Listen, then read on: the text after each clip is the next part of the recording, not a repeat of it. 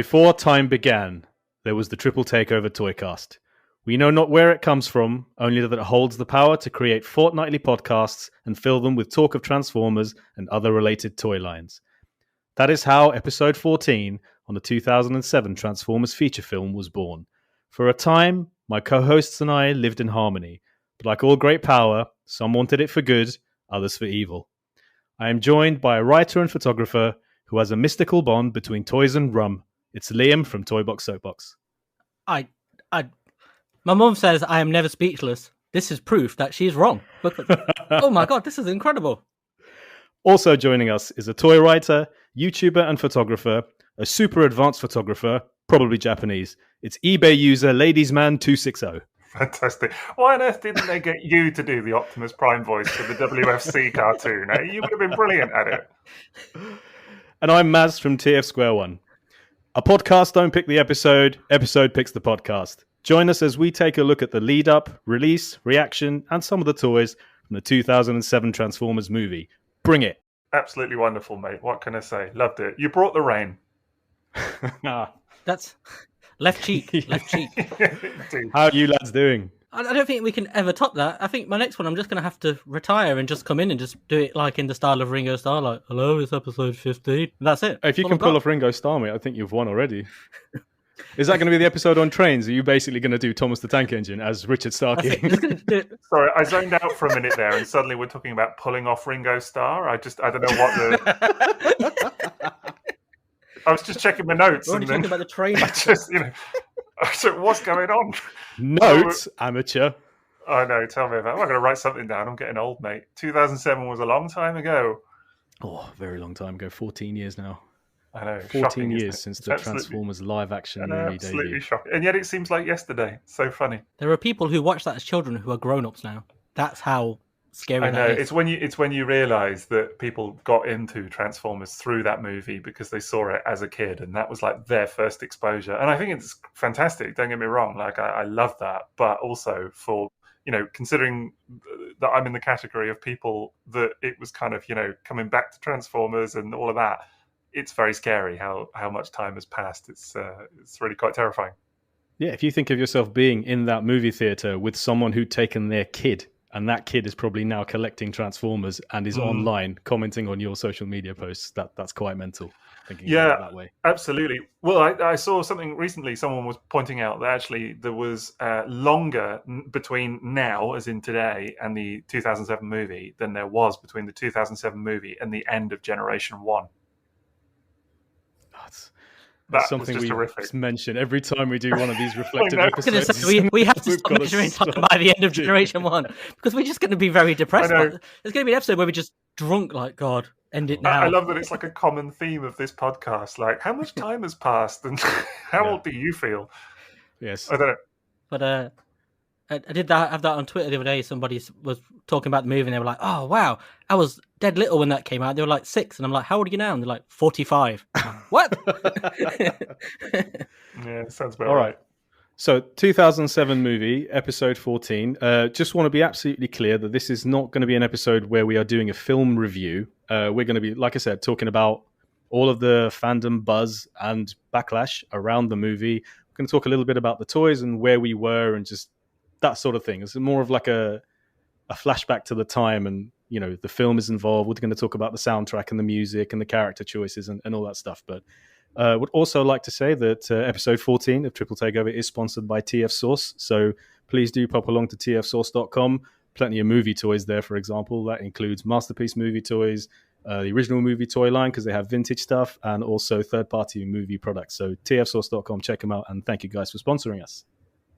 How scary is it that you just referred to movie toys as vintage toys? That's a fact, isn't it? It's like, I'm thinking about these toys because I bought them at the time and they do feel of a completely different era now. Like you take a 2007 movie toy and compare it to a modern movie toy and it's a slightly different thing.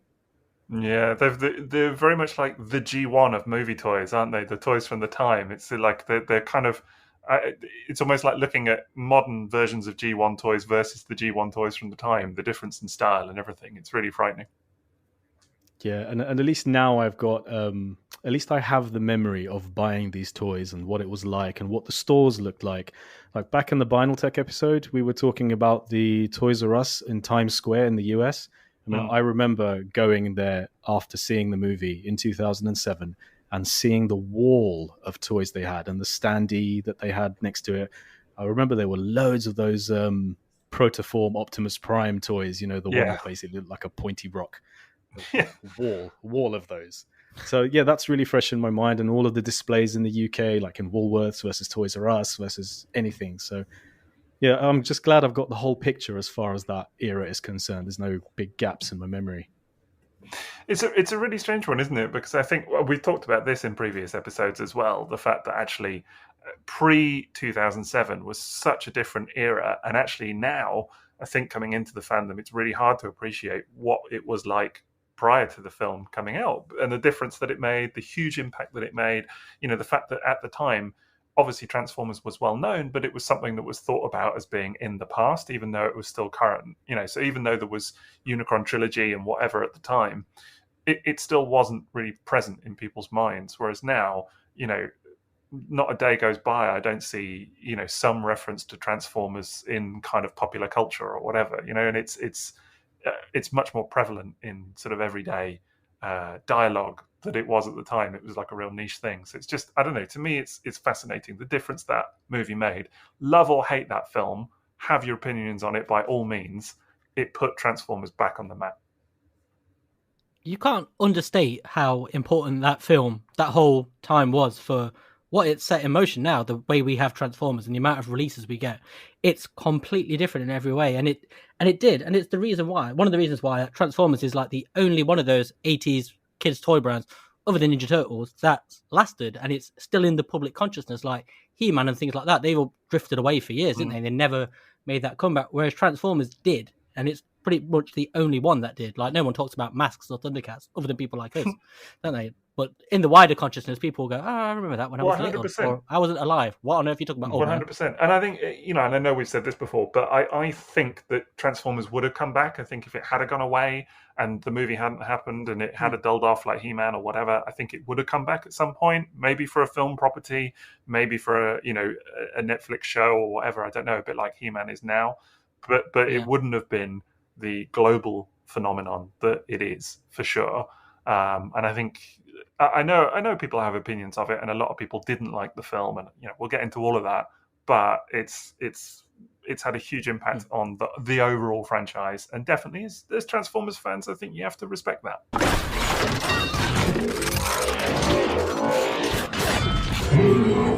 Oh God, no! It's funny what you said a little bit earlier. You were talking about pre-movie and what the scene was like, and because the movies and Bayformers and products to do with Bayformers like studio series are still such a prevalent part of the modern toy line that are being released right now, loads of fans of it around. We're still talking about live action movies because now obviously Rise of the Beasts is around and being talked about. So I still feel very much in that bubble of the era of the live action movie for Transformers. But 1 year before the 2007 movie, classics were introduced. And that blows my mind because that's a connection to a completely different era of collecting for me and just of being involved in this hobby. As someone who was not yet married, someone who didn't have kids, someone who lived somewhere else in a different country and was working a totally different job and was a different person. And that's connected simply 1 year before this movie came out. So yeah, in 2007, when the movie came out, let's talk a little bit about what the Transformers scene was like. Apart from classics, what were people buying? What was Transformers at that time? The Unicron trilogy, wasn't it? We're still in the midst of there. Which one was it? Was it Energon or Cybertron at that point? Well, we would have been 2007. We would have been to the end of it, wouldn't we? So it would have been, I think Cybertron would have been out at that stage. I'd need to double check exact dates or whatever. But Armada was 2003. So I mean, it must have been been towards the end of it by that point. Yeah. 07 was the end of alternators and Binaltech as well. Yeah, exactly. Yeah, that was all done and dusted. But it was almost like it came at a good time, the 2007 film, in a way, because it felt like actually the one casualty of all of it, in my mind, is animated. That's the one that was because that was in sort of full swing or whatever, and obviously that kind of got gazumped essentially. That Not animated. Animated started in 2008. Did it? Yeah. Yeah, but it would have been in production Right. at this time, wouldn't it? They would Yes. have No, been you're absolutely right. pressing You're ahead. absolutely right. for- I'm getting my dates mixed up, but no, but it's still, but you could see that animated got curtailed by things like Prime and what have you that came as a result of the film. So maybe it's just more the influence than anything. So further down the line, yeah, because I remember animated was introduced at BotCon 2007, literally just Right. the day that we'd just seen the first trailer, the first proper trailer. Same time. Oh, sorry. Yeah, now I'm getting my dates confused. Yeah, no, we'd actually watched the movie at that BotCon, and then they'd shown animated. So it was almost like here's the children's thing that's going to happen now. As a, we've got the grown-up movie. This is going to go on to big screen. That's just come out in summer 2007, and then animated was premiered. The trailer for animated was premiered at BotCon 2007. I remember that clearly. And they had like painted hand painted prototypes of the first wave of animated toys that they were showing off at BotCon 2007. But certainly, like, classics were around, and I think G1 reissues were sort of on the wane a little bit, weren't they? Because it's pre-Encore at that time, and I reckon Collector's Edition is basically tailing off at that point as well, and we're not getting a lot of G1 reissues. I think Commemorative was virtually done. Like we weren't getting those regular releases that we were before, and certainly not from Japan, I don't think. In that case, I don't really know what the next thing would have been if it wasn't for 2007. I don't know what would have come next. I'm not really clued up. I've got to be honest. For me, at that time, it's post Vinyl Tech, kind of a bit of a no man's land almost. You know what I mean? In terms of collecting, like I was into Vinyl Tech, and then nothing else really at that point in time. Anyway, obviously I've gone back and kind of appreciated some of it since. So yeah, who's to say? So before we get into the hype surrounding the movie and the build up to its release, this is kind of a typical question for us on this podcast every time we go back and look at a various toy line. But what were you doing in 2007? I'd not long left working for Rare, so I'd been on like a 6-month drinking bender with no work and just spending money, and it went up the proverbial wall, basically. So by the time 2007 had come around, I was still digging myself back out of that hole that I'd left myself in. And so I was still buying like classics and stuff, but not very much. But 2007 was not long after I'd just met my girlfriend, who I'm still with now. And yeah, was just doing that, drinking, going to gigs. And you, Sixo? Yeah, well, I was going to say a similar story, but sort of, in some parts of it anyway. I'd actually just moved to London in 2006 from where I was before, and I'd moved to London because I had quite a sizable promotion with the job that I was at, but I needed to move for work for that. And so I'd spent the sort of first bit of 2006 living in a very small studio apartment and everything, and then met my girlfriend at the time, who's now my wife, and met her in 2007, and we ended up moving in together quite quickly. And so that was really kind of the big thing, I guess, in 2007. That was where I was at, working a lot, and obviously kind of new relationship and all of that. So it's strange to think actually that was all those years later. I remember going with my then girlfriend, now wife, to watch Transformers with some friends at the cinema, with some old friends of ours, so it's a strange thing to kind of think of that it feels so recent, but actually in terms of life, it was pre kids and all of that, and it's a long time ago. So yeah, it does feel kind of strange, and there was some drinking involved as well along the way, I'm sure, but yeah, of course, but enjoying the London scene, but yeah, all of that feels so long ago, really. It's funny that both of you met your partners in 2007. It is exactly the same for me. I met my then girlfriend, now wife, in 2007, and it was exactly around the time of the release of the movie. So I had gone to BotCon 2007 in Rhode Island, and on our way back, myself and Paul Hitchens from the Space Bridge, we stopped off in New York because it was basically just going to be like a little addition to our trip to the US. And I met my wife, my now wife, in New York. She was a flight attendant for Iceland Air and was in New York with her friend. So we went to a comedy club. I think it was Comedy Cellar. I think Chris Rock was on that night as well. He'd just shown up. But there were other people on the bill as well. So we'd met in the queue, and or at least that's the way I'm supposed to tell the story. We met in the queue, and we sat together at the table as well, a group of 4, my friend and her friend. And it's funny because I'd seen the movie at that point, and a number of the comedians that night had made reference to the Transformers movie. And in Times Square, there was a massive Transformers poster.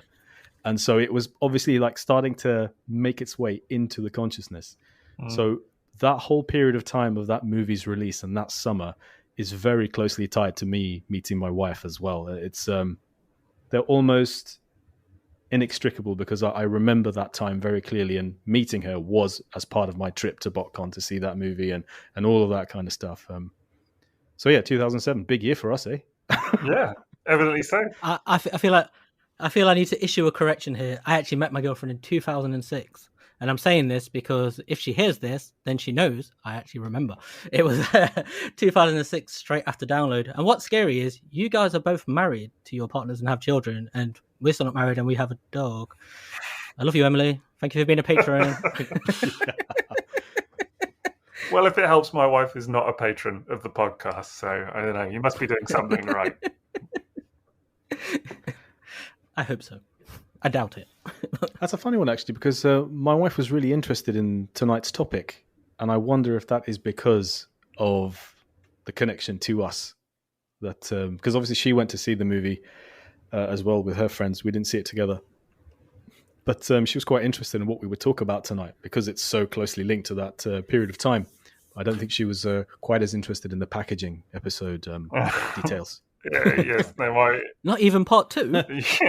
My wife was similarly a bit perplexed by that as a topic of conversation. But it is interesting because actually, yeah, at the time she was quite I wouldn't say into the movie as such, but she did really enjoy it, and just as kind of a more casual kind of aspect. But she even actually had a couple of the toys, like she had a Bumblebee toy from the time that she really liked, and that was always like, oh, this is my one and what have you. So she was really into that, and ever since that film she's always kind of had a bit of an affinity with that character. So when he pops up, like we were watching RID 2015 not so long ago with our son, and she was really kind of into that character even then. It's sort of carried on all those years. It's quite funny.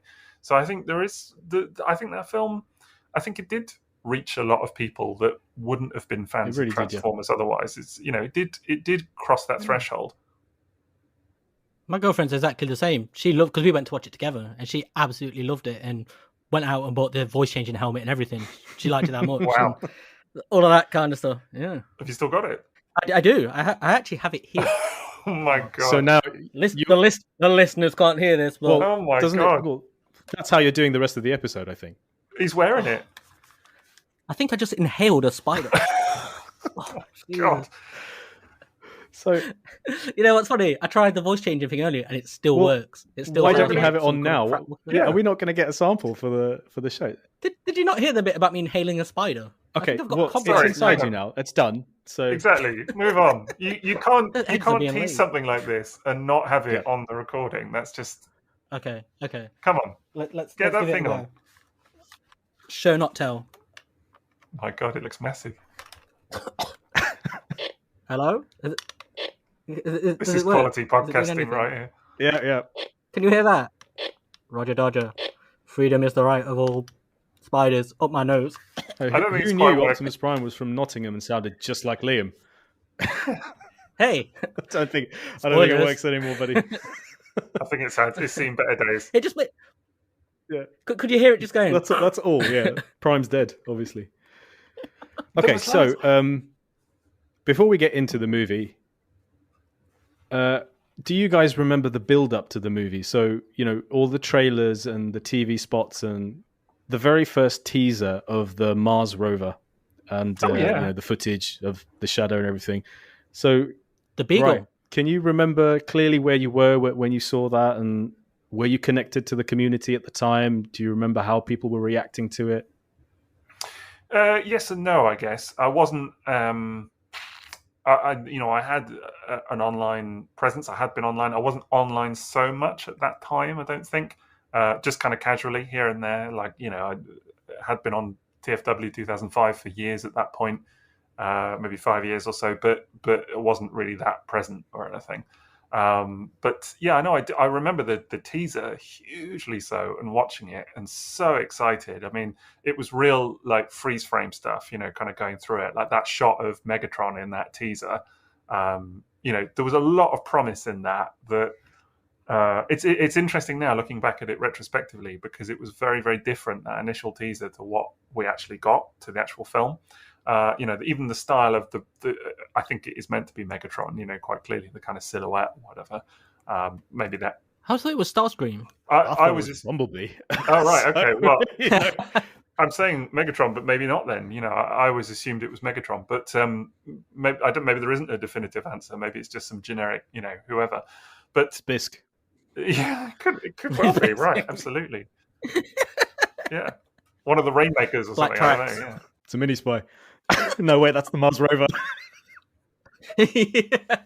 Someone screaming at the thing now. They're like shouting, "It's this Mars rover Someone toy will from know. There'll Energon," be or an something actual like that answer. right now. Yeah, Yeah. there'll be an actual answer, and we don't know, which is criminal. But no, there's a lot of promise in that. Even the music at the end, the style of the eye, which was on the poster as well. Do you remember the first teaser poster, which was all like the tagline, like "Our war." What was it? "Our world, their war," or "Their war, our world." Right. Yeah.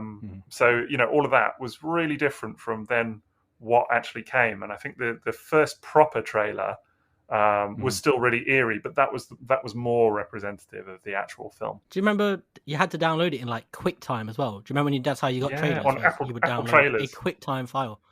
Yeah, and that's what I remember, like having to wait for it to download, because those were the times, God, as was the you're right. style of the time. And I just remember like just being in awe. Yeah, you're right. I remember. I mean, I loved watching film. I always love watching film trailers, even now.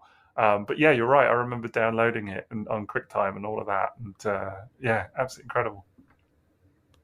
Because YouTube was about, but it wasn't like stuff where every single trailer went straight away, was it? It wasn't like that at that time. No, it wasn't quite. It wasn't quite the machine that it is now. I remember seeing the poster the year before in 2006 in Kentucky. I'd gone to BotCon 2006, and we'd gone to Louisville, I think, and just gone to see, what was it, Jackass, second Jackass movie at that point. Oh my God. And they had a poster saying that, with that eye, the movie was coming the year after. So I remember that.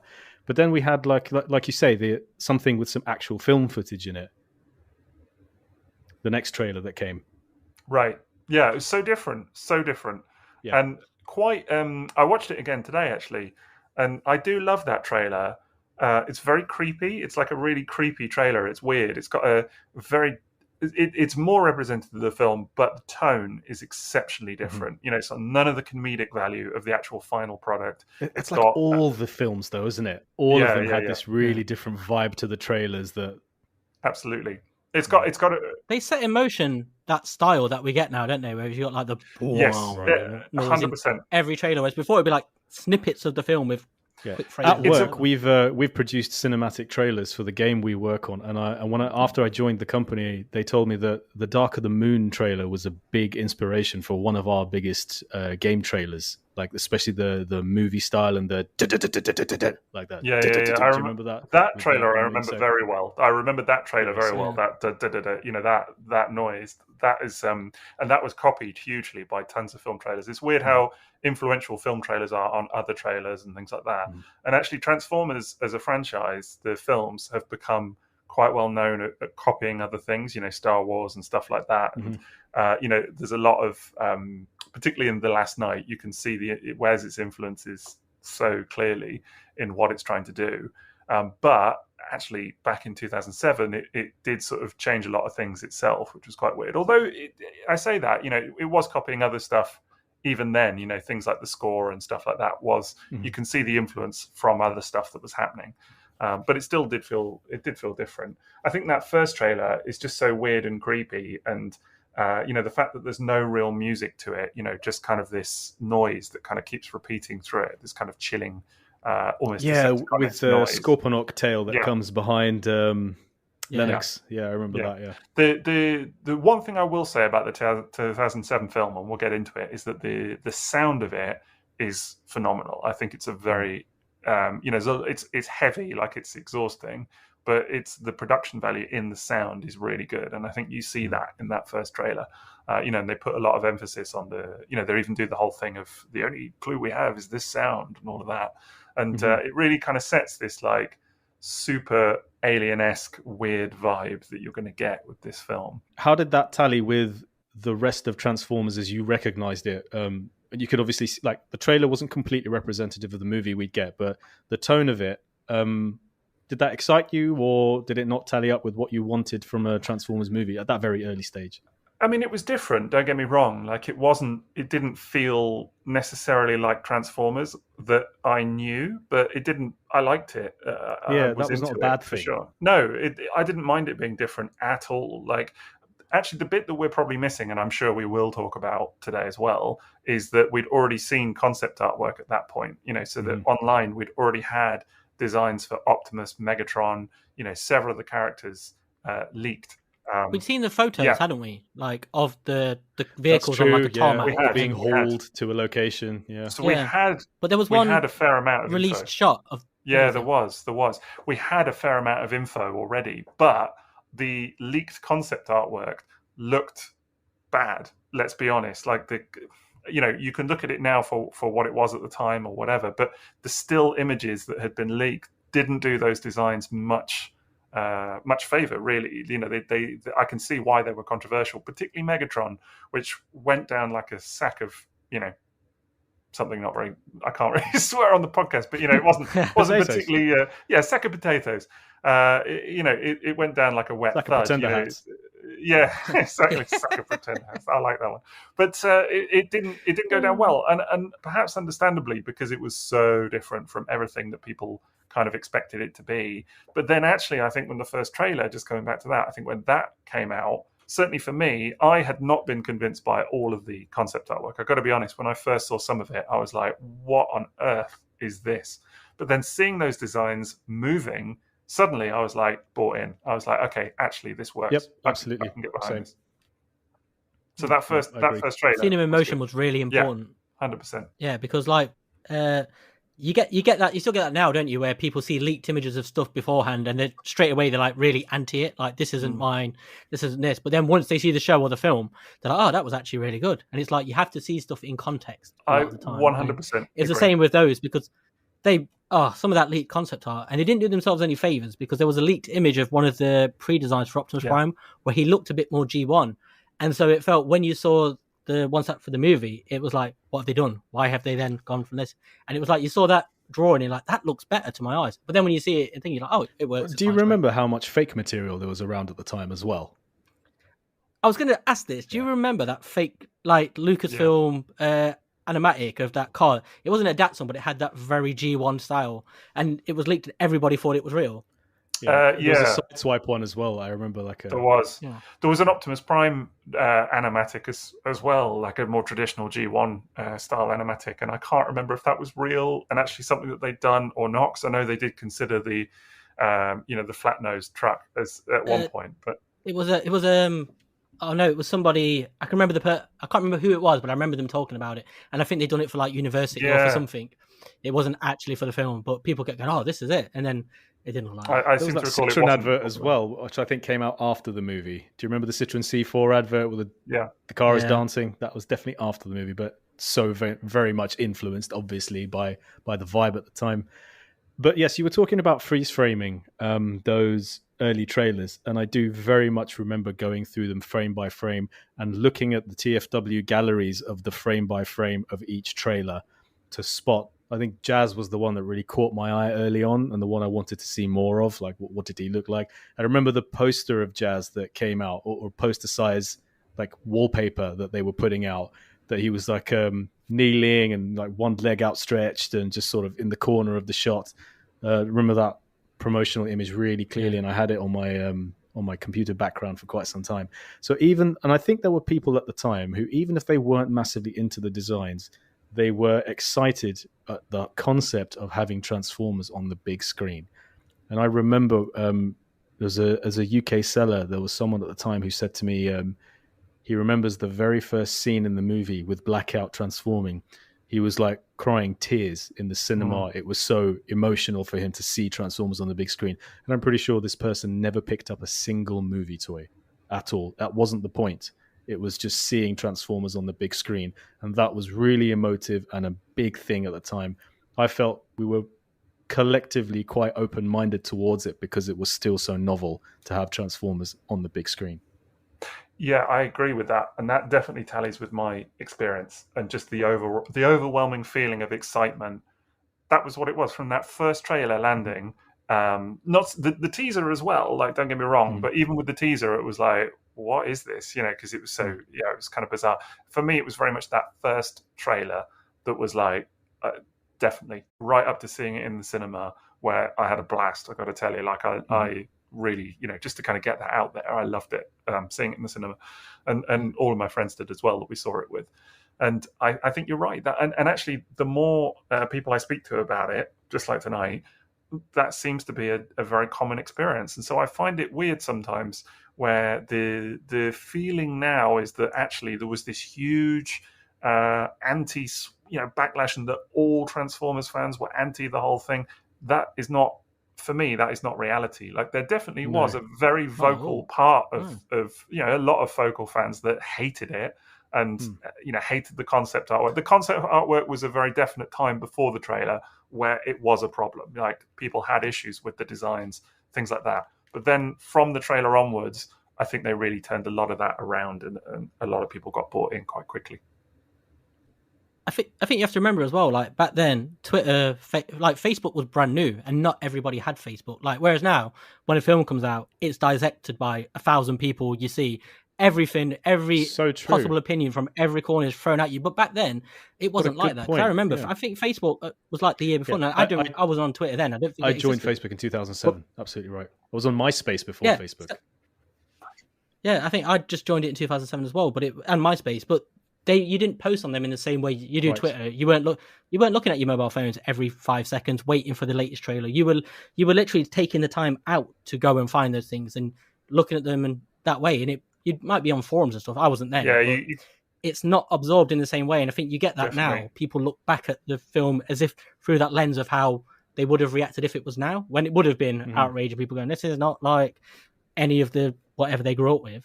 But back then it wasn't. There was a bit of that. I'd seen some elements of it, but not. There wasn't because social media wasn't. Yeah, I agree with you. There wasn't the same expectation in a funny way as well. Like, there was a certain amount of expectation. Of course, this was Transformers. You've got people that have been fans since 1984. It was uncharted territory. That's exactly right. And I think there wasn't the expectation that it was going to necessarily look a certain way or feel a certain way or what have you. There was an element of blank canvas to it. And yes, there were people that were disappointed that, it wasn't the right track for Optimus Prime, or that the characters didn't look exactly like they did, or that Megatron was Megatron, they had that face and everything. Of course, there was all of that. There was that disappointment built into it, like a recycling. Yeah, like a drawer of scissors, a walking cutlery drawer. Exactly. But it was mixed in with a huge amount of just general elation that this was happening as well. Do you know what I mean? And that as you said, Maz, that Transformers were going to be on the big screen, and I think there was actually a lot of willingness to look past nitpicks and things just because of it. If you think about the animated series we'd had to that point, and then how does the transformation of real life vehicles translate to the big screen? And especially, like, licensed vehicles were a massive part of this movie, weren't they? The whole General Motors thing, and also the first movie to feature the F-22 Raptors from the US Army was a massive thing. So, I mean, I remember Starscream's role in those trailers. He almost got like all the best trailer clips.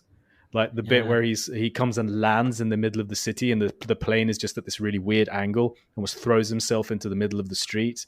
Or when he just he's hovering over Sam's head and he does that roll and then transforms and flies off. He had the killer scenes in the trailer, no question. I think he did the trailers more than the film. To a point, yeah. I mean, you almost saw all of his best parts in the trailer. It's true. So, yeah, I mean, that was a big thing to see how they translated to a big screen. And I remember every single TV spot that came out, I would dissect. And I remember the lead up to the release of the movie, the TV spots were getting more and more frequent. One I particularly remember that I actually didn't find in the YouTube playlist that you sent with all the trailers and the TV spots was one where Blackout was in robot mode and just ran and transformed into his copter and tried to grab Sam, but he missed and then he flew off. That was one I was really looking forward to seeing again. And I don't remember because that it was one. it brought back so many memories. I remember the MTV exclusive footage and all that stuff. I was digesting all of this in the lead up to the movie. Are you username LadiesMan217? I don't know what you're talking about. Are you username LadiesMan217? When we first suggested this episode topic, I remember I was far from enthusiastic. I was like, oh my God, do you guys really want me to watch that movie again? And I think it's because of everything the movies became and my feelings towards it since. But as soon as I started watching those trailers this week, and then I watched the movie a couple of nights ago, I was just right back there with that enthusiasm and that love and all the memories which just came flooding back of how big I was into this at the time and so excited for this movie. It's like it's the only thing that mattered. Yeah, I think, and I know at the risk of sounding like a broken record and being all like, oh, back in the day and all of that, it's probably hard to appreciate now the level of excitement that was there at the time because it's become, again, Twitter, all of that, the discourse around it, it's become the sort of de facto thing, hasn't it, to be a bit about the idea of a new Transformers movie. I mean, look at what's going on with Rise of the Beast now. People are so cynical about it. And yeah, there's still a lot of excitement. Of course there is. But a lot of people's, automatic reaction is, oh, well, they're going to cock this up then, and a lot of the details that are coming out, are picked apart and whatever. Cynicism is very much a part of these films now, isn't absolutely. it? And I get it because, we've had, 14 of these films now? I've lost count. I know there's not that many, but, it's the eighth one, I think. No. Well, with the seventh one. Is this not seven? Yeah, this is seven with Bumblebee. And I understand the cynicism to a degree because, The Last Night was not good. And I mean, there've been really a case of diminishing returns for some time in terms of the kind of quality of them or whatever. I don't think I'm being too controversial in saying that, and of course there are people that like them, every film, and whatever. But I think even general audiences have been somewhat turned off by them. There's no way. I mean, just coming back to, our wives and girlfriends, there's no way that my wife feels the same about any of the other films as she does about 2007. That was the one that she enjoyed. But, I didn't even bother suggesting, let's go and see the last one, The Last Night. She did love Bumblebee, though. She really enjoyed that. But I think... That's funny. Like, my wife came with me to Revenge of the Fallen, and it was that thing you guys talked about, which was halfway through the movie, you kind of realized, I'm actually not enjoying this. But then she came with me to Dark of the Moon as well, and I don't know what it was, but we both really, really enjoyed seeing Dark of the Moon together, and we saw it in 3D as well, and we had a great time that day. But yeah, I wouldn't expect her to want to come to any subsequent versions of the movies. See, Dark of the Moon, I had the same thing halfway through. It was actually during the big battle. It was in like the final act or whatever. I remember she was yawning, and I remember us speaking, and me being like, "This is actually not so good, is it?" And she was just kind of like, and she just checked out by that point. It was just too much. See, me and Emily have watched them all together, and we loved the first one, and we both have really disliked every one of the sequels, and each time we watched it, we're like, God, this is so bad. Until we got to Bumblebee, and when we came out of the cinema, we were both like, wow, that was amazing. But the exact same reaction, like, it felt a lot like seeing the first one again in so many ways. There was that sort of, because I think what the first one has, like, or what Sixo was almost touching on there, is there's like a sense of wonder magic with the first film. Genuine movie magic. Because it's before you knew what the movies looked like, and there was not 5 films of and 14,000 toys, whatever. It was all uncharted territory. You didn't know what was coming next. You didn't know what it was going to look like, how things were going to sound. You didn't even know how Peter Cullen was really going to sound, because you'd literally just hear his voice in a trailer, but you're like, what is he going to sound like on the film? And there's sort of stuff like that. And you don't get the 100,000 clips of people comparing him to the cartoon. You didn't get that then. It was like, oh wow, he's back, and they're like, that was a huge thing, Peter Cullen coming back, and it was massive. It wasn't a given at all. I remember there was disappointment that Frank Welker wasn't in the the final thing, and that they got Hugo Weaving, because they'd even talked about getting Welker in to do it, and I think there was actually test footage of him doing some of the lines. Right, and things. Just didn't work out, I guess. they didn't like the voice. I think they decided he didn't sound menacing enough, which I think is a shame, you know. And I thought Hugo Weaving sounded great actually in the film. He was great. He actually was, yeah. I think I can understand why people were maybe a little bit perturbed by some of those decisions as well, but it is what it is. But the other thing I was going to say, actually, before I forget it, is that I think that you're absolutely right, Liam. I think it had all of that kind of, not pre-standing knowledge about it, going for it, that was in its core, in its favor. But the other thing I would say about the 2007 film is that although it has elements of stuff that would become less desirable in later films, there are elements of it, if you're being critical about it, that are there, that you can see the threads of what would come later on that people don't like about these films, of course, but it has a lot less of it. Like it has, we'll get into some of the specifics, I'm sure, as we go through, but like the action scenes feel less chaotic than they do in later films. The storyline, such as it is more coherent, I think, than later films. That's funny you should say that, because I remember coming out of that first movie and thinking I almost couldn't track what was happening in some of the robotic battles. But as you say, that evolved further on down the line. That's the thing. There are criticisms that you can level at that first film and say, well, it's this and it's that and the other, but that all of those things are magnified the further down the franchise that you go, I think, to the point where, for me, the Last Night, I remember us talking about it at the time, saying, what was that film about? And I'm like, even coming out the cinema in the pub afterwards, I was like, I just don't know.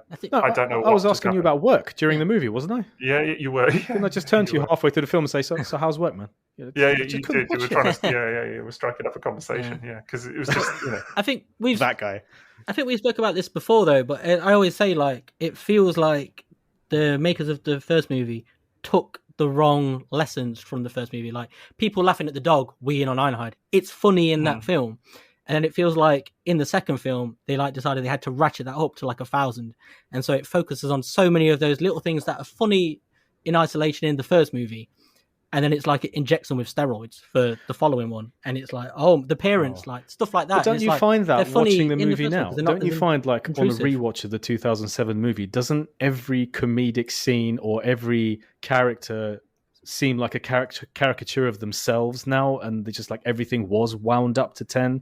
Like, all the scenes which, like, Sam being in the police station and being asked if he was on drugs, or Judd Nelson, just all that stuff, just. That's Judd Nelson, though, isn't it? Is it Judd Nelson? That's Judd Nelson. I'd completely forgotten that. I think you're right, but I'd completely forgotten. When he asked him if he's on drugs with a gun, he's like, take the gun. But I can't believe I've come this far and not known that. This is where someone's going, no, it ain't. I'm sure that's Judd Nelson. I'm pretty certain that's why he's there. To check it I out. thought he was we'll in have to that confirm. film. Yeah. I'm a piece 50 cent. I remember that, yeah. but you're right. A lot of the humor was dialed up to 11, and some of it now, when you see it now, it is a bit questionable. Do you know what I mean? There are elements of it that are like, ooh, I mean, there's a definite bit where it's like, well, hang on, why are we talking about masturbation in a Transformers film, and stuff like that? I remember laughing. Happy time. I remember laughing in the cinema. I did laugh. But that's because it's not relentless. Like in Revenge of the Fallen, it feels like the parents get like 2 hours of the film, because the film feels like it's 14 hours long.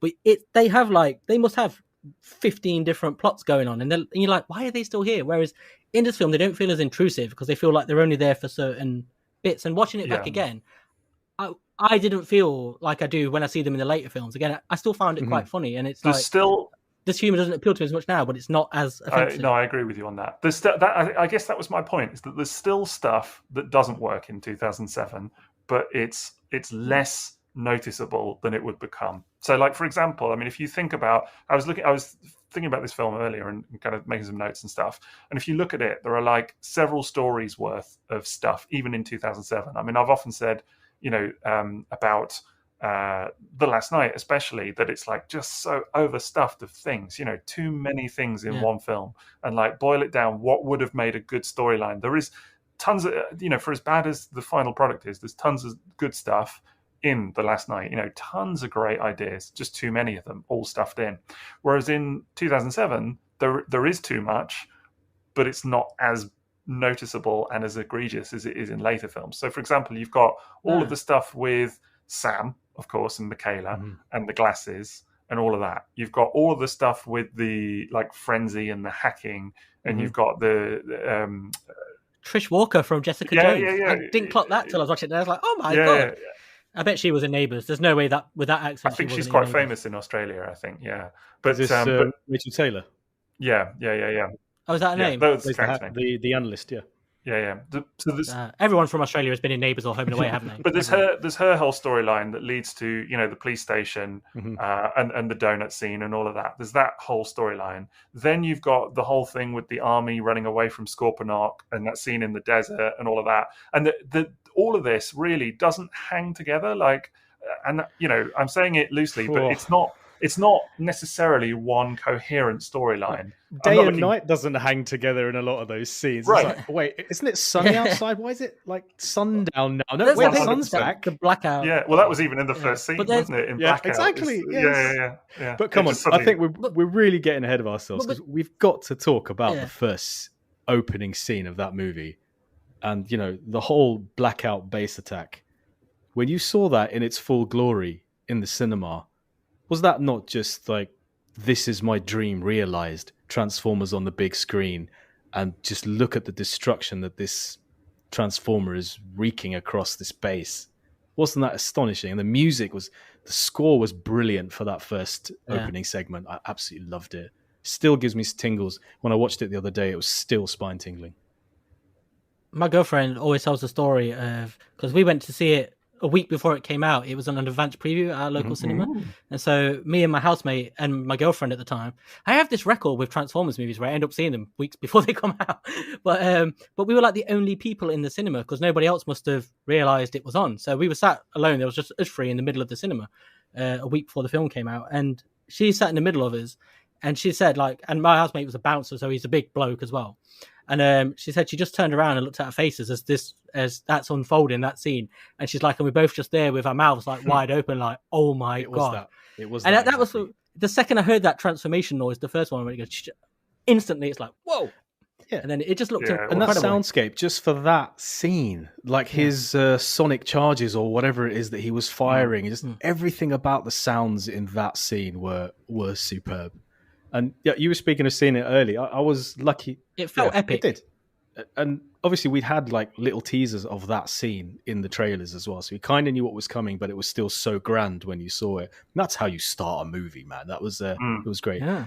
But obviously then it started actually with all of the military chatter and the caricatures who were in the military transport before they got to the base.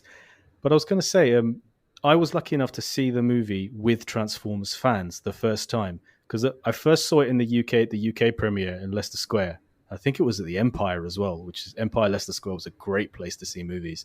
And Michael Bay was there, and Megan Fox was there, Shia LaBeouf was there, Josh Duhamel was there, and they handed out all of the attendees. They got a printed script of the movie, and I still have that kicking around somewhere. That's cool. So they did like a little talk before the start of the movie at the front of where the screen was. So that was incredible. I got to thank the Mapes twins for getting us tickets to that. That was amazing. And then I got to see it in the US at the US premiere at BotCon 2007, and Tyrese Gibson and Rachel Taylor were there. I remember just being a little bit starstruck and not going up and saying anything to them. They were right there in front of me. Would have loved to have gotten a picture. But yeah. You mean you didn't go elbow and go, hey, up, left cheek, left cheek, where's your wallet, lad? I certainly didn't. But yeah, so I got to see it both times with fans, and the reaction in the cinema to scene after scene. I mean, there was cheering in the cinema. There was like, yes! When he transforms and he starts shooting. It was basically that throughout the entire movie. And it was an amazing vibe. And it started with that super powerful, great first scene. See, I saw it not at any kind of I just saw it in a normal cinema with mates, with, as I say, with my girlfriend at the time and friends. And it was packed. I mean, it was a full cinema. But it was a similar vibe. People loved it. There was I recall a ton of laughter. There was laughter throughout. All of the scenes now that you would pick apart and go, well, this is not funny because of that or whatever. People were laughing in the cinema. That's all I can say. And but I also remember, similar to you, Liam, saying that your girlfriend looking at your faces and being kind of open mouthed. I remember the scene is towards the end, but where Starscream is hopping on the different jets, in midair and taking them out. Oh, what a scene! The scene, Fantastic scene. scene. It's just incredible. Yes. I remember turning to my friend. I think my then girlfriend was on my left. His then girlfriend, now wife, was then in between the two of us, and then it was him. I remember the two of us turned and looked at each other, and our eyes clocked, and both of us were just like mouths agape, just like, oh my God, what are we watching? Because it was just, we were both. And that's quite far into the movie, so at that point, it's still not worn off, has it? It's like, oh, this is Transformers properly realised. This is what I expected it to be. That's what a disguise is. Absolutely. And, coming back to that opening scene, it's funny, actually, how, I can't believe I'm going to use this word in reference to a Transformers movie, how restrained it is at times, particularly in comparison to later films. It's not a restrained film. Of course it's not. It's bombastic and it's big and it's, all of those things.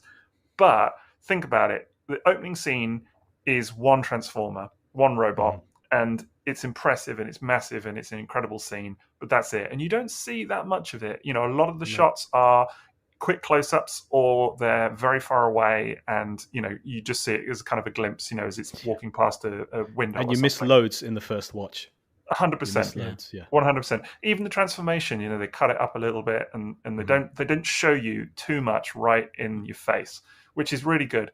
And then they kind of really build it to the point where when the Autobots arrive, you're quite far into the film by that point. There's been a fair old bit that's happened, and you're ready for those Autobots. But even then, I think by the time it gets to that final downtown battle, and the Decepticons are there and everything. I remember the Decepticons mobilizing. And even then, the start of those scenes, it's Bone Crusher, just kind of like, in solitary conflict with Optimus. You're not yet in the full throes of it. By the time the Decepticons are mobilizing and it all kicks off, you weren't exhausted by that point. You didn't have that feeling of like, is this still going? Because it was exciting. But you were always left wanting more, because we had that Bone Crusher busting through that coach in trailers, and then his scene is over so quickly, and I that was definitely an aspect of the movie. I was like, oh, but they were in it so and it was shocking. briefly. See, Optimus Prime chopped someone up. It was so, it's not something you've ever seen. It was so out of left field for the character. And I remember, like I was saying there, the first time I went to see it, we were the only people in the cinema. So, and because it was a week before, there were no reviews, there was nothing, so we literally had no idea. And because there's no one else in there, it was empty, and it was amazing because it just got to focus on the film. But I went a couple times afterwards, but a load of people from work wanted to go and see it as well, so we all went in a group. And I remember then when we came out, half of them were like, I have no idea what happened, and the other half were like, that was amazing. But because I was watching it again, the amount of stuff I picked up on that I hadn't spotted before, like there's that scene when what's his face, Helicopter Mush, Blackout. Helicopter Mush is fine. He's in the streets in the downtown, and he's walking down, and they're like pointing guns. But it was only the second time I noticed that his blades are spinning against the wall as he's going, because there's so much to take in, and it was like, wow. And each time you see something different that you hadn't spotted before, and it was just incredible. That film, that bit when Starscream dives down into the street and skids and shoots, but he does the thing, and he does this like we were talking about earlier. We touched on it, but the way he moves in that film is incredible, because every scene he's like quick little attacks, and he skids about, and then he leaps off and shoots away, and he's like, because he's a coward, isn't he, and a traitor and stuff, and it really plays into that when you know that about the character. It's almost like they're dangling you in for people who know Starscream. And even again, watch it tonight, I was just in awe of seeing that. And it's like, people often say CGI has aged badly or stuff for films, but just watching this, I was in it as he's leaping on the backs of those jets, and I was like, man, why didn't we get more of this? I don't think the visuals have aged badly from that movie of the robots. No. It moves too quick as well for you really to focus on. I 100% agree. The one thing I will say is that, and we've already kind of hinted at it, but the first scene of Bumblebee fighting Barricade, I remember thinking, I have no clue what's going on. I mean, it was great, like I loved it, but I remember distinctly thinking, who is who and what is what, and one of them was yellow and one of them was black, and I still couldn't, I still couldn't distinguish between who was who at that point. With the U's playing, it was an insane scene. Emo was big at the time, but again, that was something that it was a critique that I know people had of that film at that time, but it was somehow heightened and worsened in later films. You know, it became more of a caricature of those films from sort of Revenge of the Fallen onwards, of like, oh, of course you can't distinguish which any of the characters are. Whereas at the time it was It's very Jason Bourne. yeah, exactly. There was a kind of Jason Bourne vibe to the fight scenes and that kind of frenetic style to it and everything, for sure. But it's just interesting that still there was that kind of willingness to forgive a lot of that stuff at the time. Hey, what you want? Pocket! Quick pocket! My black pocket! You got 10 back pocket! Left cheek! Left cheek! Left cheek! Speaking of things you can't forgive, I went to see this movie probably 9 times in the cinema in total, and then watched it multiple times since. I mean, I don't think I've ever watched a movie more than this, maybe only the 86 movie. But there's one scene which it didn't matter who I had gone to see the movie with, they always turned to me and gave me a funny look every time. It goes, hey, how did you like that? How did you like? Can you guess what line it is? Is it the lubricating scene? No. Is it Bubble peeing? No, it's when the analysts are first gathered together and the one with the mop head walks over and goes, I've just been spying on that group over there. They think it's Iranians. And the other guy goes, no, this is far too smart for Iranian scientists. And every time in that movie, someone would turn around and go, how'd you like that? How'd you like that? I didn't actually.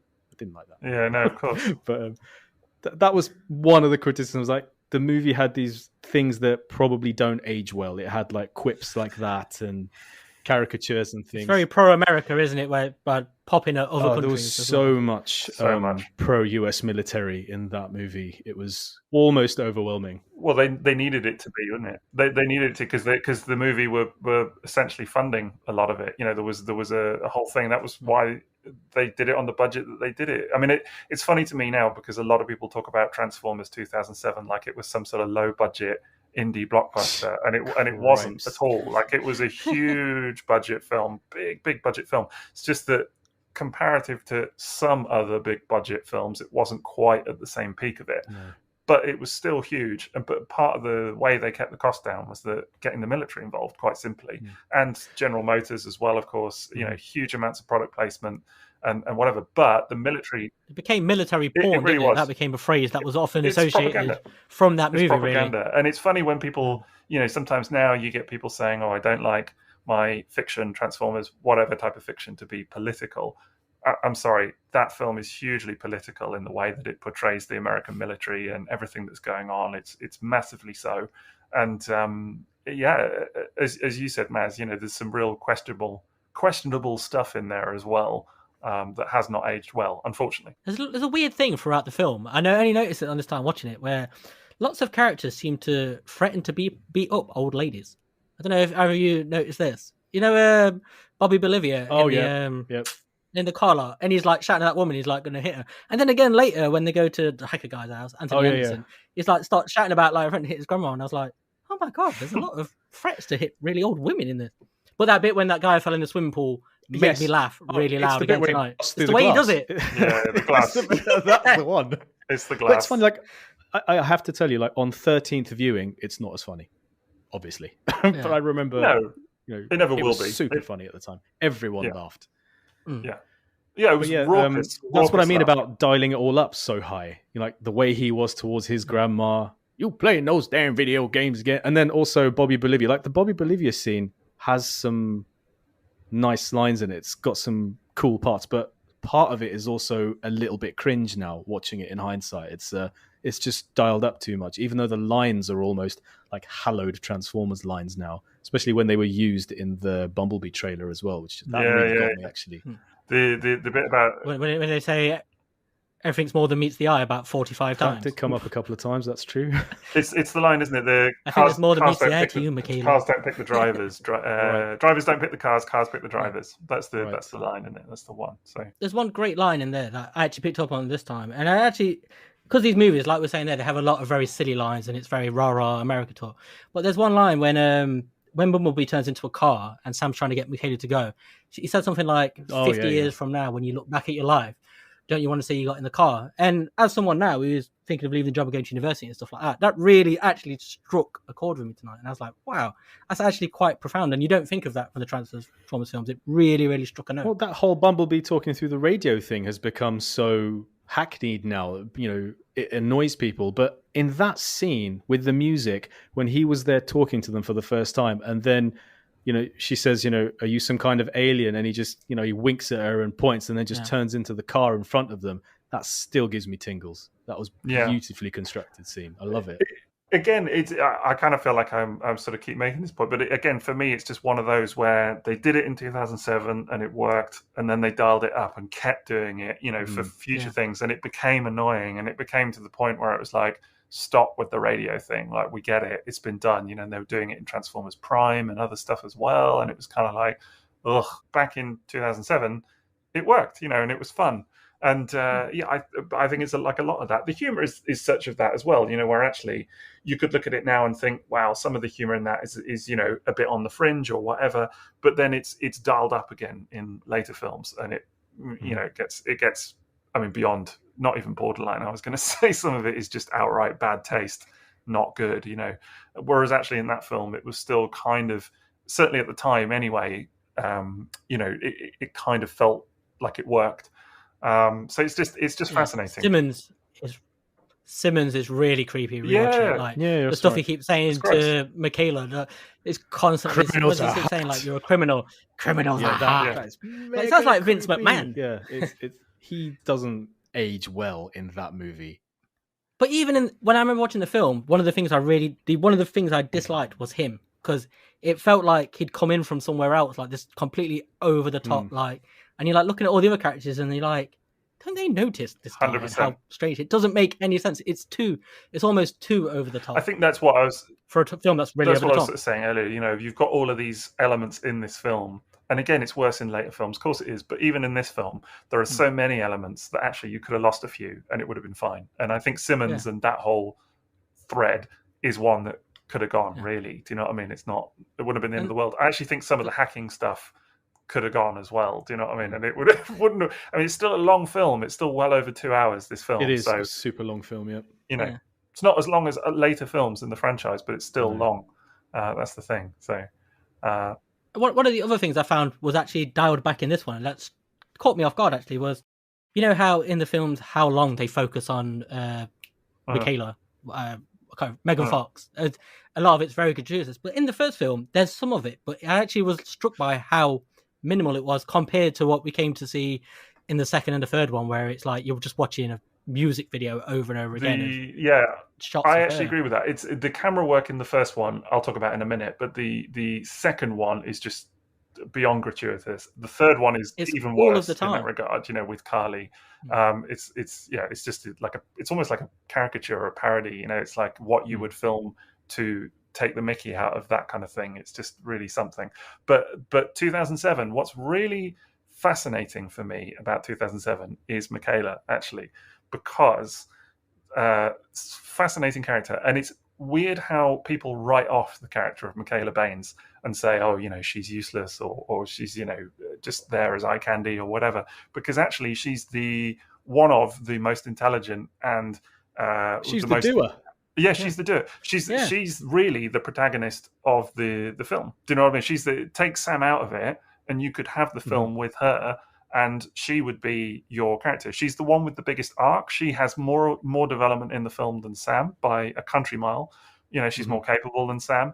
Very often it's Sam that gets into situations like he's being attacked by Frenzy, and she's the one that comes along with the chainsaw or whatever and saves him. She's the capable one. She's the one that in the battle teams up with Bumblebee and sorts it all out, and she has you drive out. Yeah, exactly. And she has this kind of redemption arc where she learns to, because she's talking at the start about how people don't accept her, and a lot of guys are intimidated by her because she knows about cars. She knows about cars. Sam doesn't. That's like another thing. But there's all of these elements about her, and she goes on a bit of a journey. And I think what's unfortunate is that actually there's some really clever stuff in the script that isn't matched by the camera work. It's not congruent. So like in that scene where she's looking under Bumblebee's bonnet, and she's talking about how she likes to work on cars. If you just listen to the words that she's saying, but not look at the camera work, it's all there. It's all talking. Yeah. There's quite an intelligent character in that, that's really well written. It's talking about how, all of that stuff, how she's not taken seriously and what have you. It's just unfortunate that then the camera work that they choose focuses on her body and kind of sexualizes her. Yeah, or the fact that Sam is not paying Yeah. attention at all and Right. is mincing his words and all the rest of it. Yeah, Exactly. He's very pervy. It's in this hugely movie. pervy, and it's just it's weird. just again that whole dialed up situation, and like this probably wouldn't go down this way in real life, but we are winding it up to make entertainment and to appeal to this group of people. Yeah, there's a lot of that. There are really odd things in it like that. Like when they're in the car together and they're in the tunnel, and he says, "Why don't you come and sit on my knee in the front of the car?" And you're like, "Why? What? Yeah. How did she just go? Oh yeah, that makes sense because there's a seatbelt." And you're like, "What?" It's such a weird. There's a lot of stuff like that in the Transformers where there's these weird little moments that suddenly just pull you out of it for a second. It's almost like they crafted this actually relatively, competent, capable female protagonist, and then they thought, "Hang on, this is not going to resonate with presumably our target audience, teenage boys," and they stuck in the Sam Witwicky character to kind of be relatable or whatever, and made him a complete hapless schmuck. And it's like wish fulfillment at that point. Do you know what I mean? And it's just really interesting. And that, there's been tons written about this before and whatever. But I think what's fascinating is that people get really critical of Megan Fox in that film and critical of the character, but actually the character is fine. Really, really, if anything, for 2007, one of the sort of it's not the derogatory portrayal that you might think it is. Do you know what I mean? That's the camera work is just what kind of portrays that. No, and neither was Rachel Taylor. Rachel Taylor's character was far true. from helpless as well. She helped drive certain elements of the overall story as well. Are you Samuel James Witwicky, descendant of Archibald Witwicky? Yeah? My name is Optimus Prime. Having seen the movie, I remember my reaction when I saw it the first time. I was completely blown away, and I wanted much, much more from it. Like, I couldn't wait for the next installment. I stayed through the credits and saw the Starscream scene. To this day, I still don't know what he says. I remember feeling, I think, genuine heartbreak that Jazz died, because I loved Jazz in that film, and I thought he was the slickest looking of all of them. I loved every little nod that they gave for Transformers fans, and I don't know if people realize how many nods they actually did give for the fandom. For example, looking back now, you may not understand that all those little jokes about eBay were probably a reference to Transformers fans, because, once upon a time, that was massively part of the community, was buying toys on eBay was a big deal and very commonly spoken about in the fandom. So every time they spoke about eBay, it was like a little nod, and everyone kind of giggled in the cinema. I remember that as Transformers fans. I've got one question, though. Why didn't they just bid on the glasses? Snipe bidding. Right? Why didn't they just... Gixon that stuff. Come on. Do you know what I mean? It's just absolutely ridiculous that they go off on this big plot to find these glasses and whatever. Just bid on them. It's probably two-factor authentication. I know. And Optimus, but Optimus shows later he is very impatient, doesn't he? Like when they're looking from the room, every 30 seconds he's popping his head in the window, going, "Hey, mate, you found him yet?" I kind of like the idea that there's an alternate storyline here somewhere where you've got the Autobots and the Decepticons in a bidding war on eBay, and that's the, our world, their war. Click, click, click. Have you sent this yet, Ratchet? Please, can you make sure these are Please packaged? leave positive feedback. Yeah. Yes. Yeah. Those glasses, that scene actually flags up something. I'm just going to quickly mention here in case I forget. Is when I was watching it tonight, there's a bit like Optimus tells the story of what happened to Megatron, but he follows it up straight away with when he goes, "Oh, how did you find about the glasses?" He goes, "eBay." How does he know that story? Yeah. Good question. World Wide Web. Yeah. But he tells Sam the story, and then tells Sam he only discovered the existence of the glasses because he saw them when he was scrolling through eBay. It's like, how does he know the story of what happened to Megatron and Sam's great granddad? Don't think about it too much. Yeah, I think that was the key. But speaking of nods to fans, continuity. Let's what does the TF Wiki say about this? Talk about intra-film continuity, shall we? Let's just not mention that. But no. Do you remember the scene of Jazz jumping onto his hands and transforming? Yeah, sure. That was beautiful. So that was another nod to collectors and Transformers fans. I actually was going to say there was one scene that made me laugh again on this final rewatch I did the other day, years later, and that was when he looks out of the window at his parents' house and they've all transformed to car mode, just sitting on his lawn like that. That still made me laugh. I was like, no, that's not hiding. I still thought that was funny. It's a funny some scene. of them, some of those scenes have. It's very deadpan. It's well done. And the use of the music when he's chasing Michaela for the first time, just like Drive by the Cars and Baby Come Back, and all the songs that Bumblebee plays. I felt like I'd hate to compare it to a film that's so much better thought of, like Guardians of the Galaxy, but just the use of music like that in scenes like that, it was a really nice touch. It felt like a really cool touch at the time. And do you know what I think? I think what you've hit on with both of those scenes, the hiding scene in the garden, which is, I think, still quite funny, and the music and stuff.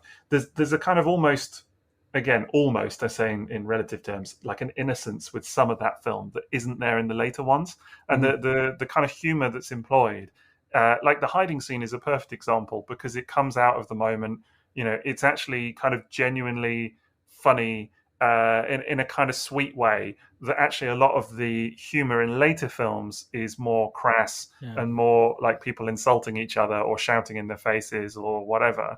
And I don't think you have as much of that in the 2007 film. And I think a lot of this is probably Spielberg's influence, to be honest. I know that when the film was developed, I know that he was the one that was pushing for this angle of a boy in his car. That all came from Spielberg, and it's very Spielbergian anyway, of course. But I think a lot of the sort of Bayisms, as it were, are kind of a bit tempered in that first film. And the kind of all-out Bayhem, I think it's the phrase. It's a little bit muted in some senses. It's still there, obviously, but it's mixed in with some actual genuine heart. And I think you have it in those scenes that you're describing, Maz, where actually that influence is not there so much, particularly in the later films, and it's just kind of gone by that point. And I think what you get is in later films, none of the characters are really likable. I mean, are there any likable characters in Age of Extinction? I cannot think of one. Are there any characters? Well, yeah, but they're kind of caricatures, if anything. Cade Yeager or what have you. These are not. Yeah. He's not a likable person. Nothing about. He's like threatening and violent, and yes, he's got qualities that you could say like he wants to protect his family, but he's not actually doing that in what he's doing. So anyway, it's a whole other topic. Yeah. But actually, you do have likable characters in the first film, and you do have sweet moments. They're not abundant through the whole story, but they're there. No. And I think that makes a big difference. Yeah. The first film does feel like it's still not targeted at younger kids, but it's still on a platform of being a kids franchise almost. It's older kids, whereas like Revenge of the Fallen onwards, it seems like it's very much targeted at older kids, teenagers more, doesn't it? It's got that kind of way more explosions, way more crass humor. Whereas the first one's still, like you were saying about it, the Spielberg influence, it's got that almost 80s film vibe where it goes from one point to another, and there's almost like an era of innocence. And there are crash jokes, but not in the same way.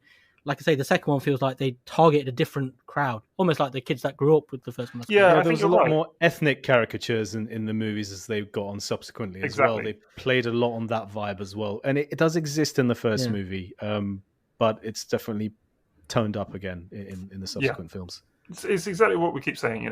All the elements were there, but they're just dialed up in later films. Whereas there's almost a kind of slight feeling of restraint in 2007, and it works better for it. Did you then, the two of you, and I know I mentioned this a little earlier, but so did you two walk out of the cinema wanting more after you saw that movie? Yeah, I was gutted that I'd actually seen it a week early because I couldn't then go back. Because like when I saw Batman Begins, I watched it at midnight and I enjoyed it so much, I got straight back up the next morning and went back and watched it again. And I really want to do that with this, but at that time, there was hardly anything about it. So it wasn't like you could talk to people who had seen it and you couldn't go back and watch it. I even looked on the Pirate Bay to see if a version had leaked so I could watch it again. And it hadn't, obviously, because it wasn't out. And so it was actually really frustrating because we came out and we were all like, oh my God, that was amazing. This was the greatest thing I've ever seen. I need to see it again. It was so pumped up. Then there was this realization. It's like, oh God, I've got to wait at least a week. Yeah, First world problems with watching premieres, exactly. Yeah. Yeah. No, I really wanted to. I really wanted to see it again as well. I did go and see it. I can't remember how many times I saw it at the cinema, but it's definitely more than once for sure. I took everyone who wanted to go. Anyone who was interested in going, I went with them again. But that was the thing. There was this whole atmosphere of people you knew who wanted to see it because they were like, "Oh, it's Transformers." I remember that from being a kid, and they didn't know what it was going to be. They were like, whether they came out and loved it or hated it, there was before they'd seen it, there was this very excited atmosphere to it. Everybody was interested. Like, oh, you've seen it. What's it like? What's Optimus Prime like? I think in I this? took my mum. Now I'm thinking about it. I'm pretty sure I took my mum to see it. Yes. That's so nice. I'm almost certain I took my mum to see it. Finchley Road, O2 Centre in London. I'm pretty sure I took her to see it. I'll have to check. I'll ask her. But did you both find that you came out of it, like we're just saying there, like really energized? Because like that time I was picking up Transformers, but I wasn't really in a fandom or doing much. I was just picking up the odd, like the classics toys and the occasional reissue, almost like on the outskirts. But when I came out of that, I felt so positive, and it was like almost like being reborn as a Transformer. Absolutely. Like, when I came out of the UK premiere, they had that thing where someone with a mic comes up to you at the end, just like for the TV adverts, they record your reaction to it. And I was with one of my friends, and they were just asking us about the movie, and we were like crazy buzzed about it. But I think other people must have been more buzzed or more interesting because we didn't end up on the advert. That will lead nicely into talking about the designs and how toys came out and how we sort of went from loving the movie to almost doing what we do as toy collectors after it. Did you come out energized after the movie? Oh yeah, no, for sure. Absolutely, I did. Absolutely. I think it was... I wasn't like collecting tons at the time, just Masterpiece, bits and bobs. But yeah, definitely great feeling afterwards. Absolutely loved it. And as I say, did want to go and see it again, did want to see more. Had a great feeling for the film in general.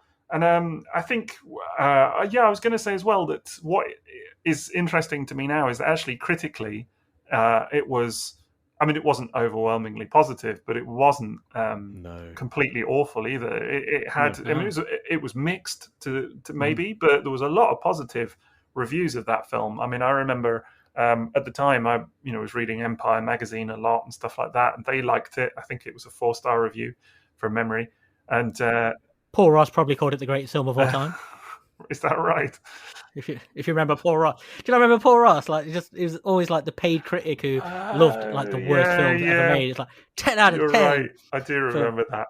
Blair Witch Project 9. I do remember that. Yeah. But no, it was. I mean, it certainly had its share of drubbings, but it wasn't the overwhelming voice at all, and there wasn't this exhaustion that there is now. With the Transformers franchise at all. So actually, it was kind of a fairly, I'd say positive vibe. I remember talking to people about it, at work and whatever, and they were like, "Yeah, man, yeah, it's good. Yeah, no, I've seen it."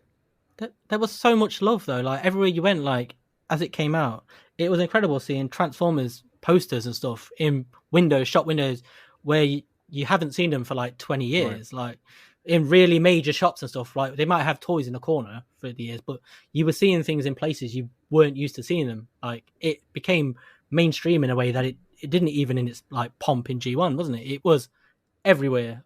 Seeing the trailer for the movie in other movies before it came out was a real thing I remember as well. That really got me going as well. And on TV, stuff like that. Like it's insane. Like just there'd been nothing like it in Transformers, and it was. I can't even imagine the most cynical of person was not swept up in a wave of just like, wow. I think you would have, if you'd have hated that concept artwork, fair enough. I think by this point of the film being released and the hype it was getting and everything, I think you would have, to have not been swept up in it at least a little bit, you would have almost had to have made a conscious effort by that point to kind of really dislike it. Like I can imagine that there will have been Transformers fans that won't have enjoyed it, of course, fair enough. Mm-hmm. But I think to be hugely cynical about everything that was happening with it at the time, that's a choice at that point, because whether you appreciated every element of the film or not, to see what it was already doing for Transformers and for your franchise, your favorite thing, and not see that as some kind of positive, I think that's a choice. Yeah, I remember my boss hated it, like, because when I went with the people from work, he's a really good friend of mine from years before, and he's a Transformers fan, but not a collector or fan. Like, he was a fan as a kid, and occasionally talked about it in nostalgic terms. But when we came out the cinema, I remember him just looking at me going, "That was one of the worst things I've ever seen. I Wow. hated it, absolutely There you hated go. it." And it was just like, but that's what I mean. He's not a fan Yeah. as such. He was a fan as a kid, but to him, it was just like, "This is not what I wanted from a Transformers film." And he just kept saying, "I didn't know where to look. I couldn't tell what was I happening." do remember some people I went with having that opinion. Absolutely. The Transformers will return after these messages. Okay, well, it's time to take a look at our sponsor, TFSource.com. So we're going to have a quick look in true triple takeover fashion at a little bit of what they've got in stock at the moment and kind of give it a quick appraisal. I've just been having make fun of what Liam's quick... going to buy. Yeah, indeed. Yeah, what's Liam up to this week? I just had a quick look at the site. There's quite a few things actually that I'm into at the moment. I noticed they've got the old X-Transbots Omnibots up for order. Can't cut that segment out, Maz. You've got to leave that in. But they're Quite looking a pretty few things swish you're to my interested eye. in buying, which surprised nobody. Well, there you go. But I've actually also, as well, I noticed they've just got the old Fans Hobby Armada Megatron, Meg Tyranno, I think it's called, up for pre-order as well. That's just gone up today, I think. And that looks pretty swish. Quite excited about that. I noticed they've got the Transart Black Agent, the Beast Wars Ravage, up in stock now. So I'm very excited about that one as well. And Maz, I did think you might be interested in we've talked about it a few times, but the TFC ST Commander. Yeah, I Supreme see it on the Tactical front Commander. page. Yeah, that's amazing. It was actually that made me want the original Rolling Thunder. Right. So It's a marvelous toy. it is, and I think it scales with the new Diaclone toys, doesn't it? It I does. remember You can fit Yeah. desperately the Diaclone wanting toys in there. to get a hold of that and include it with all those Diaclone toys. That would have been really amazing. But you were talking about the Fans Hobby Armada Megatron. Armada is not something I've ever been interested in, like ever. But I saw your photos of the Micron Densetsu Megatron MD01, and that head sculpt just it grabbed me. I don't know what it was about it, and knowing what Fans Hobby do with their figures, that actually looks like if you go to the TF Source page, it's like one of the first things there, and it's really really eye catching. But Ace Hitter is another Fans Hobby thing that is coming my way. That's one I've said yes to. Can I just say, do you think I'm going to let that slide where you just said MB01? Why when I say O, you always pick me out? Well, it is MD01. That one actually is MD01. That actually technically actually does have an O in it. Because O is a letter. So, Oh yeah. my God. I had it coming. Yeah, All right, I had it I was coming. waiting. He's been hanging on to that one, hasn't he? God. What are you into at the Wrote it moment, down Liam? and post it. Yeah. What are you seeing on there, Liam, that you might go for? He needs to buy replacement Kingdom tracks, doesn't he? Well, I'm Yeah, sure 'cause that's always there's awesome. I'm sure there's a children's section here somewhere. Do you want to have a little shop around for it? I don't know. Do they sell BotBots? I mean, Yeah. get me in. BotBots are There. serious toys, man. Don't be knocking BotBots. That's that Studio Series Perceptor. True That say. looks fantastic. That does look Wreck-Gar really as well. good. Those Yeah, things look amazing. That Wreck-Gar looks exceptional. I can't even tell you. I was looking at it and the pictures of Wreck-Gar, riding Wreck-Gar essentially, and I was just like, wow, that is really cool. Really, really cool. Quite tempted by that. And the Perceptor looks fantastic as well. They've done a great job of that. Yeah, Perceptor looks good, and maybe we can avoid making fun of Sweep. But even Coronation Starscream looks nice. I'm into the Coronation Starscream. I know it's the same toy, and people are a little bit, kind of have opinions on that or whatever. But It's got a still, chair. I think it looks. Yeah, it's got a chair. It's got a new hat. It's got a new hat and a little robe. So I think He it's looks pretty good. fancy, doesn't he? He's happy. He does. He's jaunty. Anyway, yeah, plenty of stuff up on tfsource.com now. Thank you very much to them for sponsoring the podcast. And do check them out because you know what? They got you covered in terms of new Transformers toys. We now return to the Transformers. Can we talk about character choices for the movie? How did you like obviously we had Optimus Prime, we had Megatron, Starscream, understandable, Bumblebee. Well, maybe not so obviously back then, but yes, No. We had Bumblebee. It wasn't an obvious choice. This was his rebirth, Right. wasn't it? This is where he came back, is here. And look at the influence that's had on everything since 14 years of Bumblebee. People forget you didn't see Bumblebee post G1 at all, did you? He wasn't in any of the RID or any of the Unicorn right. trilogy. So now we have Barricade in concept art shown as being called Brawl. and you had obviously a couple of Constructicon kind of guys. We had Bone Crusher and we had Brawl, who actually ended up being called Devastator in the movie. Devastator. Well, there were the four of them. Frenzy. Blackout as well. Blackout, Barricade, Brawl, and Bone Crusher. All four of them rotated names at one point, and they had Devastator in there as well. There were various names, and they just couldn't settle. And that's Are they all bees? I'd never picked up on that. Barricade, Brawl, Bone Crusher, and Blackout. Barry. And Blackout. Yeah, they are. But Baz. The B sharps. But how did you feel about that ensemble? Yeah, I loved it. I thought I never knew who Blackout was, but no. Yeah, I mean, I didn't know who Blackout was. I was sold immediately. Same with Barricade. Yeah, it was never a problem for me that these weren't known characters, and I was never fussed about that. I liked that the Autobots were known names, even if they, varied in terms of how recognizable they were.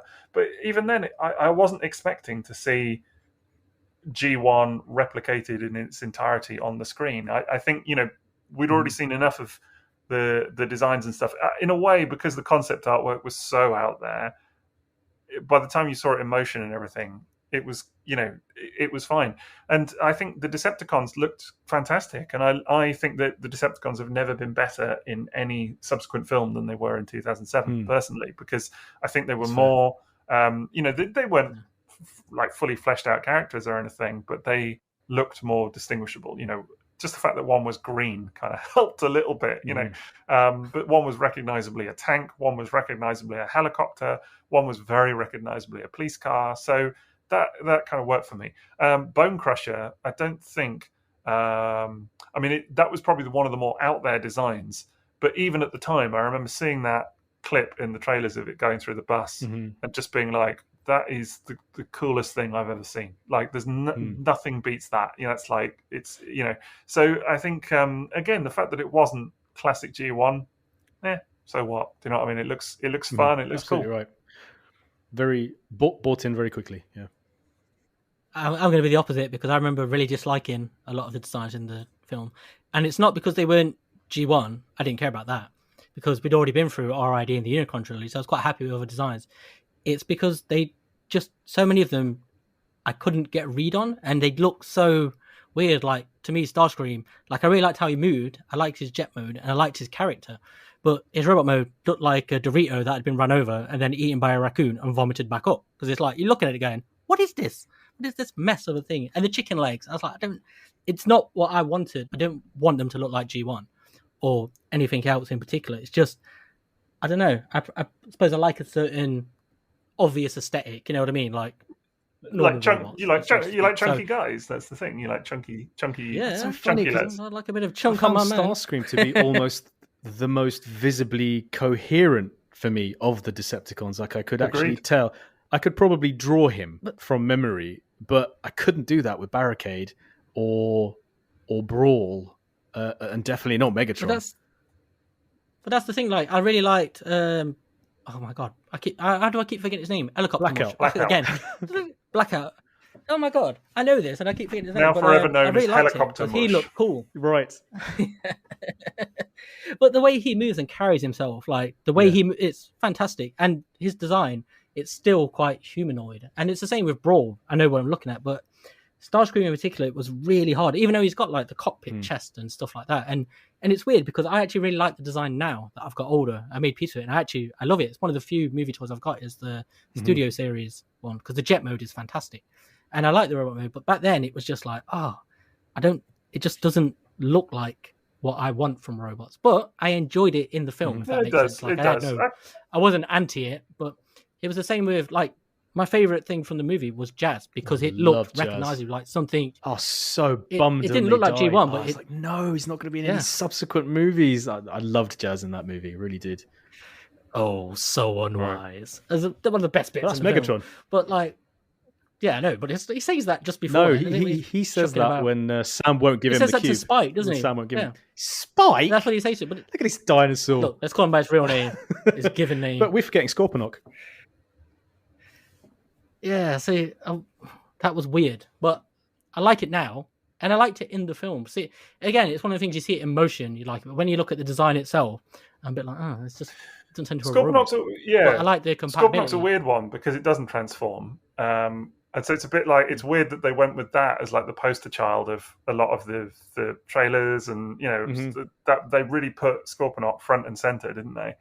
Which was a weird choice in a way, because it's so unrecognizable as like anything that was Transformers beforehand. And I remember a lot of people were that was a controversial element before the film was released, because that name has very heavy connotation of what it represents prior to 2007. And then suddenly you're like, well, this is not a headmaster and it doesn't transform, and people get very uppity about it, don't they? But still looks cool. I think if you take 2007 as just a very cool sci-fi film, it's great. Like, it's a great design. The shot of it coming up out the sand, all of that, amazing. Yep. Yeah, there's a thing. How I try and always break it down with the movie characters is there's this ethos in the films that I know a lot of people like, where it's every part of the robot is constructed from a car part. It's like the idea is they laid out all the car parts, and so everything is that. And so to me, it's not something I like, because for me, Transformers, it was the robots are in disguise as cars. They're not the cars, if that makes sense. And I think the movie flips that a bit, where the whole basis of Transformers is wherever they go, they're automatically in disguise, and they take on the forms. I like the idea of them being something else and then having to hide inside, if that makes sense. And so for me, I always think there's a robot inside, we're in a car, rather than it being a car that is a robot. Does that make sense? Sort of, yeah. I kind of get you where you're going, and it is a really different one. I remember the bit where Optimus appears as a protoform, and then scans the truck and turns into the truck. That was like, oh, okay, that's quite different. And of course, now that's sort of accepted part of canon. That's like happens all the time in Transformers, but that had never been really done before. I think the closest that you'd ever really seen was in the first pilot episode of the cartoon, Sky Spy. where Sky Spy goes and scans stuff, and there was a nod to that. But you've never seen Transformers just like Bumblebee changing the form of Camaro that he is, or whatever. You've never seen that, where it's just like willy nilly. They're just like, oh, I'm going to be something else now, and that. So that was a bit of a departure, but I think that's it as well. The protoforms thing, because they all look the same, not identical, but they're all very slim silver robots. And for me, the first time I saw that, I was like, I feel like it's taken away so much of what gives Transformers a personality, which is their different colors, their completely different looks, and they were all essentially like skeletons from Funny Bones. They're like in a dark street in a dark house. All these little robots. Well, that's why the subsequent films and their battle scenes, they were filled with these protoforms, weren't they? And that definitely felt less Transformers to me. But there's no personality with them, I felt, because they're so hard to distinguish from one another. Like, when you see Cybertronian designs now, it's like, that's Optimus Prime, these characters. And they have very recognizable features that you pick out straight away. And then you take on certain traits from them. You can come up with ideas. Like we were saying about the bios and G1 toys, you come up with your own stories. But if you bought toys of just protoforms, there's nothing to distinguish them. And there's nothing there that gives them personality. I can see what you're saying. I think when you compare that protoform design and you imagine what the Bumblebee movie opening scene, I know it's not necessarily a prequel, and that's not what I'm going on about or any of that. Getting into that kind of continuity aspects of it. But if you imagine that Bumblebee scene set on Cybertron with just protoforms, it wouldn't have the same. It wouldn't be good. Right. Let's be fair. It wouldn't be. Yeah. It wouldn't be enjoyable in the same way. You'd have no idea who anyone was, because they're all silver. It wouldn't be the same. Just as a funny story, what I will say, we were watching some of the G1 cartoon the other day with my wife, and we're watching it with our son, and she commented and was like, we had seen it before years ago, but and she was like, oh, why do they have their like earthen look, and like Optimus and whatever, when they don't turn into earthen vehicles? What's all that about? I'm just like, well, that's just their look. That's like the way it is. She's like, but wouldn't the parts be different? Like his chest and stuff like that. I'm like, yeah, no, I know, but it's just is what it is. I mean, you're just gonna go with it. But I think in a way, the protoform thing was such an extreme thing the other way, wasn't it? Of like, oh, they just look like weird aliens on Cybertron, and then it's only when they come to Earth that they sort of resemble cars or whatever. It was a departure for sure. But that's the thing. Like when you see Ironhide's design in the movie, when he becomes the truck, he looks cool. It's interesting, and it gives him personality and life. But when you see him just before he turns into it as the protoform, you're like, I couldn't tell you if that was someone or someone else, because they just all look the same. And I was actually watching it when I was watching it today. I was really determined to focus on that to see if there were obvious cues. And I know someone's going to throw up a load of pictures and go, see, they are different. But in the moment when they're moving, you can't tell one from another. And it's because they all look so similar. And I just think you take away so much life. And also, when they're falling to Earth, what's all the stuff that's falling off of them? What are they? Like, I noticed when they come to Earth, there's all bits coming off them. Gold plastic. It is a weird scene, that whole protoform scene with them coming. I mean, in its way, it's sort of iconic now, isn't it? It's that, but it is, but it hasn't. It's one of the best scenes in the film. But when you think about it, scene. Yeah, it is. The score, man, the arrival to Earth. But you're like, how did they get there? Was somebody launching them by catapult from Mars? Is that where they've been? Because it just doesn't. There's no explanation of where they come from or how they are. They're just literally falling out of the sky, and there's all sorts of bits like falling behind them. Yeah. What are they? Particularly as it's never done again in later films. No. Again, not that it matters, but it's sort of a weird thing all to itself for that film, isn't it? It's just like a thing that they did. Well, I reckon they were in disguise as little meteorites or meteors or asteroids, and they were just like shedding the rocks when they were landing. Didn't want to get recognized by other meteors. Exactly. And upset the ecosystem. Yeah. Wow. Rock lords. That's what they are. They're rock lords. It's the story of rock lords becoming Transformers. That's basically the movie. It's a stealth rock lord collaborative movie thing. It's two franchises coming together in one film. There you go. That's outstanding. You feeling lucky, punk? Easy, Ironhide. Just kidding. I just wanted to show him my cannons. We just mentioned it briefly, the soundtrack. So we've got the soundtrack and the score from the movie. How did you guys rate that? Ooh, I mean, the score is something. It's got to be said. Fantastic. Like it's incredible. Absolutely love it. I think for me now, if you were going to talk about Transformers music in general, like through the 35 years of the franchise or whatever, some of that Jablonski score is right up there for me in terms of just how emotive it is. I can still listen to it now, and I'm right back there at the time. I love it. I think it fits perfectly true. The tone of the film perfectly in many ways. Like the arrival from Cybertron scene is iconic partly because of that music, for sure. I think the Autobot theme is immense. I think there's just love it. Absolutely love it. It's perfectly pitched, and it's a bit like the Rocky soundtracks as well. A soundtrack that's keyed into emotion in it as well. Like every time you hear it, it stirs something in you, and it's very particularly done like that. Like you say, the arrival scene when they're all coming in, and it's just this sense of wonder as they're all falling above their heads and stuff, and the music's just lifting, and it lifts you up with it. But there's the tune that plays when they're battling Scorponok and the jets come in, and it just sort of like goes up. I used to listen to that in the gym all the time. It's really motivational. Running about like I really like the Blackout song, the song from the Attack on Socksent Base at the beginning. I listened to that one quite a lot because I really love the way that music changes once Blackout transforms and starts shooting. I really like that, and when he's stealing the files. But also the song from the Bumblebee transformation scene, just when he's talking to them after beating Barricade. I found that really stirring. Yeah. Do you know what I will say, though, is that although the Autobot theme is more obvious and it's, stellar and amazing and whatever, the Decepticon theme is also fantastic. It's entirely different. It's creepy as anything. It's like really slowed down. It's got those weird voices in it. It's obviously they've got a choir in or something and kind of vocoded it a little bit. And I absolutely love that. I think it's chilling as anything, and just perfect. Love it. And I remember that in the film as well when all the Decepticons are like mobilizing. That's really good. One of the things I love about the score on this is the way it's chopped up as well. So it repeats throughout, like different sections of different songs.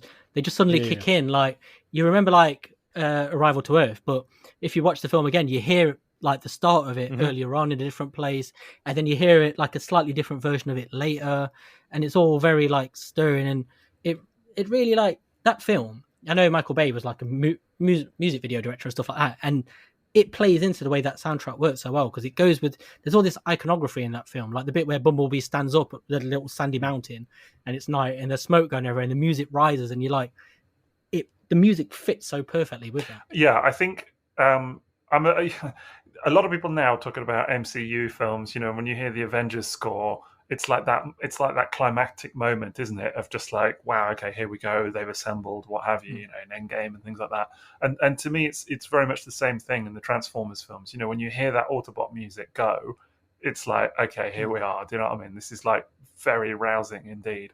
And I just think it's a little bit heavy-handed at times, the score, but it's still fantastic. And it's no surprise that it was like the kind of heavily influential on a lot of Transformers music at the time. I mean, stuff like Transformers Prime and everything that came after it all went for that sound, didn't it? And a lot of other film scores as well, and a lot of different films really tried to ape what happened with that, for sure. It really like fits in though, like, because we were talking about the scene earlier where Megatron is trying to get Sam, and the oh so unwise bit, and he's clinging onto those like statues, isn't he, of like people in shrouds. Yeah, but the music that's going at the time is like this, like yeah. That kind of music, and there's a lot of that, like you were saying with the Decepticon thing. There's a lot of like really sinister music as well. Yeah, how does it sound? It's almost like I'm there in the theatre. Do you know? I don't know. It's like druids, it is a bit like that. Sacrificing. It is a bit like that. Sam Witwicky. Druids, isn't that the last night? Yeah, and it's funny listening to later films. I still like the music actually throughout the whole series, but it's never as good as in that first one. There is one tune that stands out, and that's Lockdown's theme in Age of Extinction. I really like that. But then I actually realized that it's just a direct rip of the end music from the second episode of Game of Thrones. So if you listen to the credits music from Game of Thrones episode 2, season 1, it is basically exactly Lockdown's theme. Yeah. Really? All right. So earlier, I always say like Revenge of the Fallen is the worst film I've ever seen, or one of the worst films. But I really like the soundtrack in that, because there's a different Linkin Park song, isn't they? But they use that throughout the film as well as part of the soundtrack, like I think that's Dark of the Moon. And I really like the way that. I think Dark of the Moon is the one with the Linkin Park track that is used in the score as well. Unless they did it for both films, and I don't remember. Yeah, they did it because they do it when they're going through China. You hear at the start with that's the one with the, what's it called? The little ice cream van, isn't it? Yep. That's the second one. Second one, yeah. Yeah, and you hear it there. You hear that not the Linkin Park song from the first film, but they did another one, didn't they? But it is factored into the score, and I really like that as well. That's a really good one for the gym. Yeah. So, speaking of the soundtrack, so we talked about the score. We got the soundtrack for the first movie as well, and obviously the Linkin Park song is hugely intertwined with the soundscape of that movie, especially like the credit scene at the end as well. It's so strongly tied into that. Even but how did you guys? Yes, right. And the other song, I mean, I don't know the name of it. It's when Blackout is chasing Bumblebee, and the car chase starts, and he walks and he dives into the car mode. That was a wow moment in the cinema for everyone as well. And then they come out of the dust. Yeah. I can't remember which used song it is, but it's the band they used, and they were quite big at the time in the older emo circles. But the Linkin Park songs were so good as well. They really caught on. But I remember because I saw Linkin Park. I've seen Linkin Park loads, and I remember seeing them after that film came out, and particularly after the second one, I remember seeing them at Download, and they played the two Transformers songs there, and like all the crowd was there, like very excited for Linkin Park songs. But there was a noticeable shift. Like you saw other people coming in as the Transformers songs kicked in, because it just seemed to how brilliant. And then when I saw them at the Nottingham Ice Arena a couple of years later as well, and they did it again, they were playing the Transformers songs. But you look around and you can see people who know, like the Transformers, and you see this little look and you're like, yeah. I remember us talking to a friend of ours at TFN, who's a lot younger, I had to say, and she was saying that for her the Linkin Park song was because obviously kind of growing up more as with the films and stuff, childhood, and that music for her was just iconic, just absolutely. So that's her the touch, isn't it? Yeah, absolutely, absolutely. In a way that I think you have a different relationship with it in that way, don't you? I mean. Only in the same way that we listen to the 86 soundtrack so much, and I think it's exactly the same thing. Hard to imagine for us, I'm sure, but one of my favorite moments with my girlfriend was at one of the downloads after that film. And I remember we were stood on the hill as they were playing the song, and we were both really drunk. But we were both, with all our mates, we were all just really singing that Linkin Park song from the first Transformers film, and absolutely loving it, because it's like a big shared experience of like, wow. And it's like, because they're all new metal and all that, all them fans, so we're all there for everything else. But that thing came together, and everyone was suddenly like, the Transformers one, and everyone was there like really singing it. It's an amazing memory that I'll always have.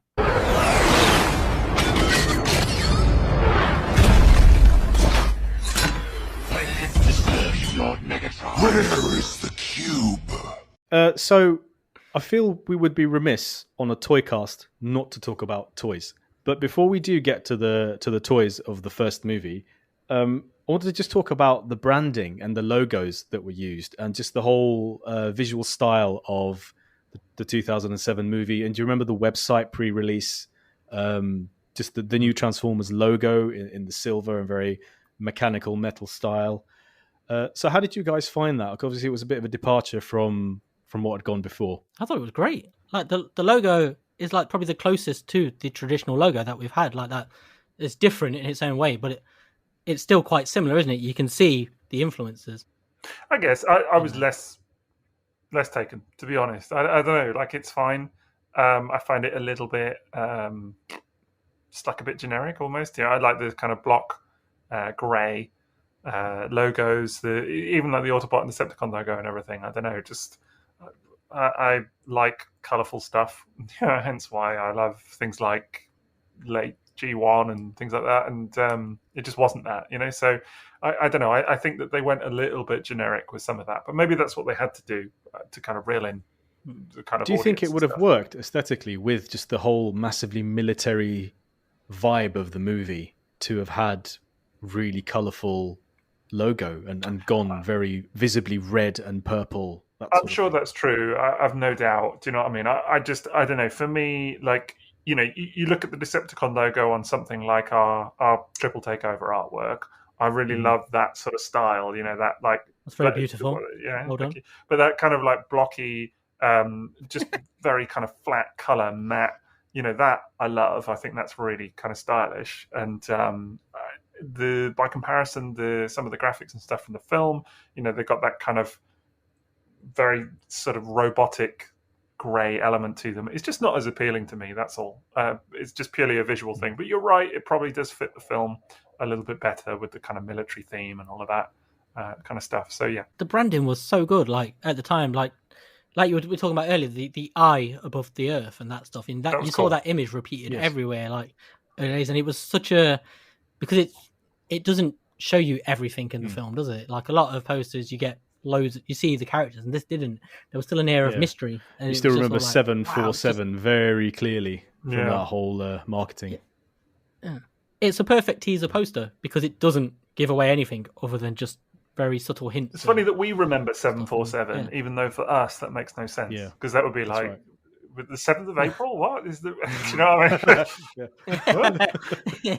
Is that a big thing? It's but obviously for Americans, you know, huge. But but you're right. The whole branding of it and everything, it did work at the time, and I was into it. It's just purely now, like looking at it, if I was to say aesthetically, I prefer this thing or the other. You know, it's not my cup of tea necessarily.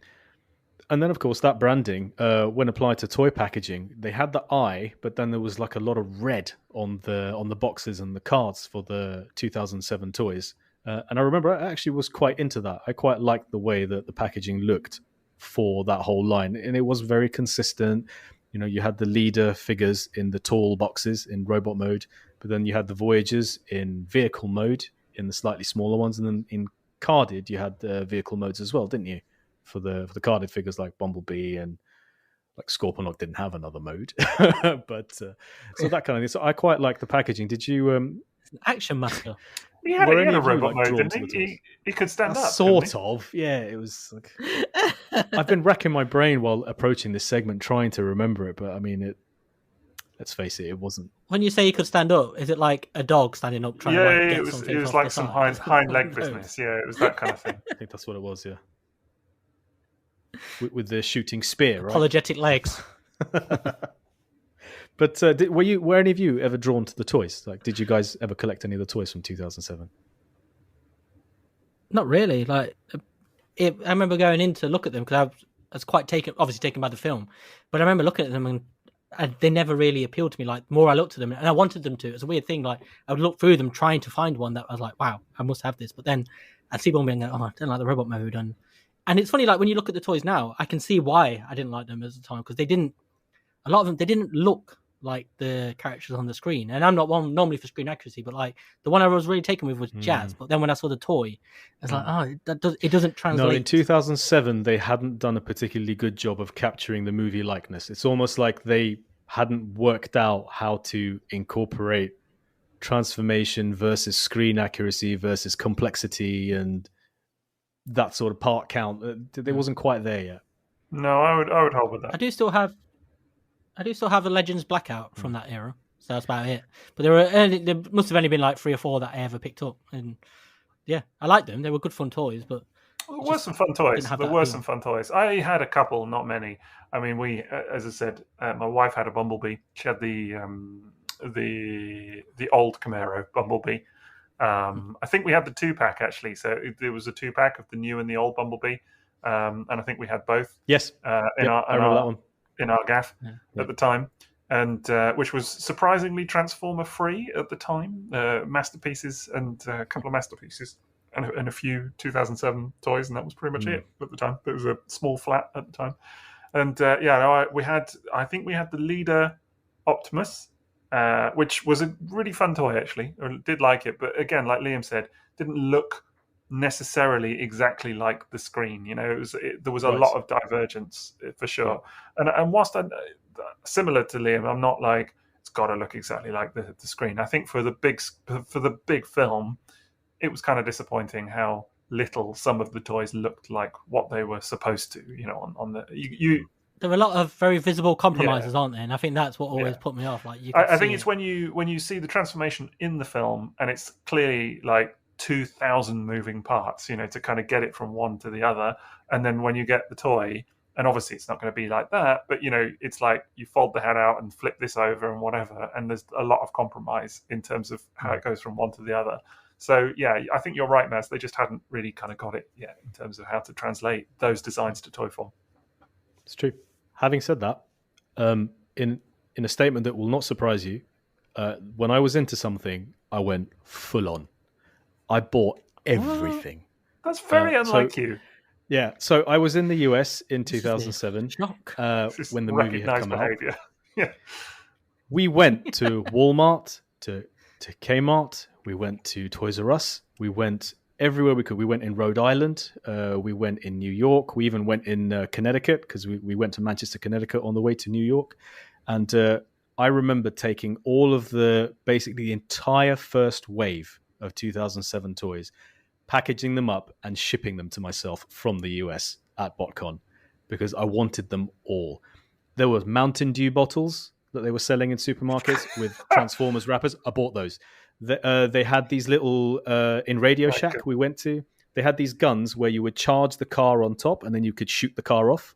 So not only did I pick up all of those, I even asked them if I could take the store display. And yes, they let me take the store display. The movie had just obviously come out. And in 2007, all of the hotels that were registered to BotCon in Rhode Island had exclusive hotel keys. And they had room keys, which had different characters on them. So, of course, there was a bunch of us going around making sure we all had all the room keys and buying them off people who didn't want them afterwards. So I had a full collection of the room keys. There was just anything I could get my hands on, I did. I mean, I've had to work through so much tat in the last few years of clearing out my collection. Magazines like Rides had interviews with Tyrese Gibson.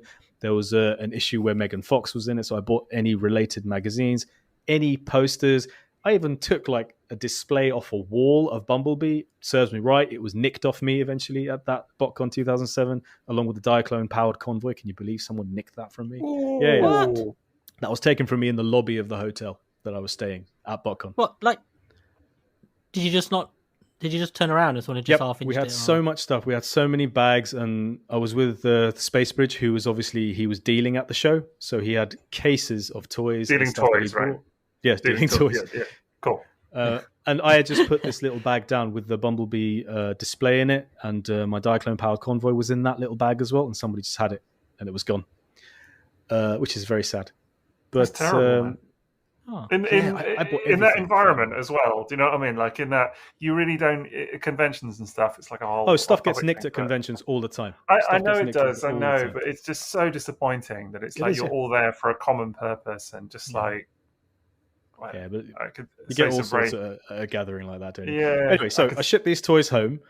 When I got home, the first movie toy I bought was Jazz, because like you, Liam, I was super into Jazz. And even though it wasn't like highly complex, it was still fun because I was so into it. I gave it a lot of leeway, that it was different. And obviously, remember, this is just after the first couple of waves of classics. So that's where we were in terms of toy technology. And I was mostly a G1 collector. I didn't really pick up many classics besides Starscream and Mirage. So still very chunky Unicron trilogy like, isn't so. it? There's a lot of that. I mean, the Prime was really chunky, but I loved the vehicle mode on the Prime. And I remember there was so many things in the UK we got that weren't available in the US. They came out in the UK first. Like there was a Prime and an Optimus 2-pack, the Voyager Optimus and the Deluxe Bumblebee. There was, like you said, the old Bumblebee and the new Bumblebee. I remember when that new Bumblebee came out, it was like really scarce. And every time I'd see one in stores, I would grab the Concept Camaro because we'd seen it on the Hasbro tour of the Rhode Island factory. And we'd seen what that toy was going to look like. And it was like, I can't wait for that to hit stores. It was probably the most accurate looking toy of the lot of them at that time because Megatron really didn't look. I didn't even open my Megatron in the end. I had the Leader Megatron, never opened it. And I never got Leader Brawl either because that was super tough to find and mega expensive. That was for years, though, that toy. I remember getting the Blackout, being really impressed with Blackout. And we saw all the artists and designers at Rhode Island. They were hand painting the repaint of that Blackout toy, which was Evac.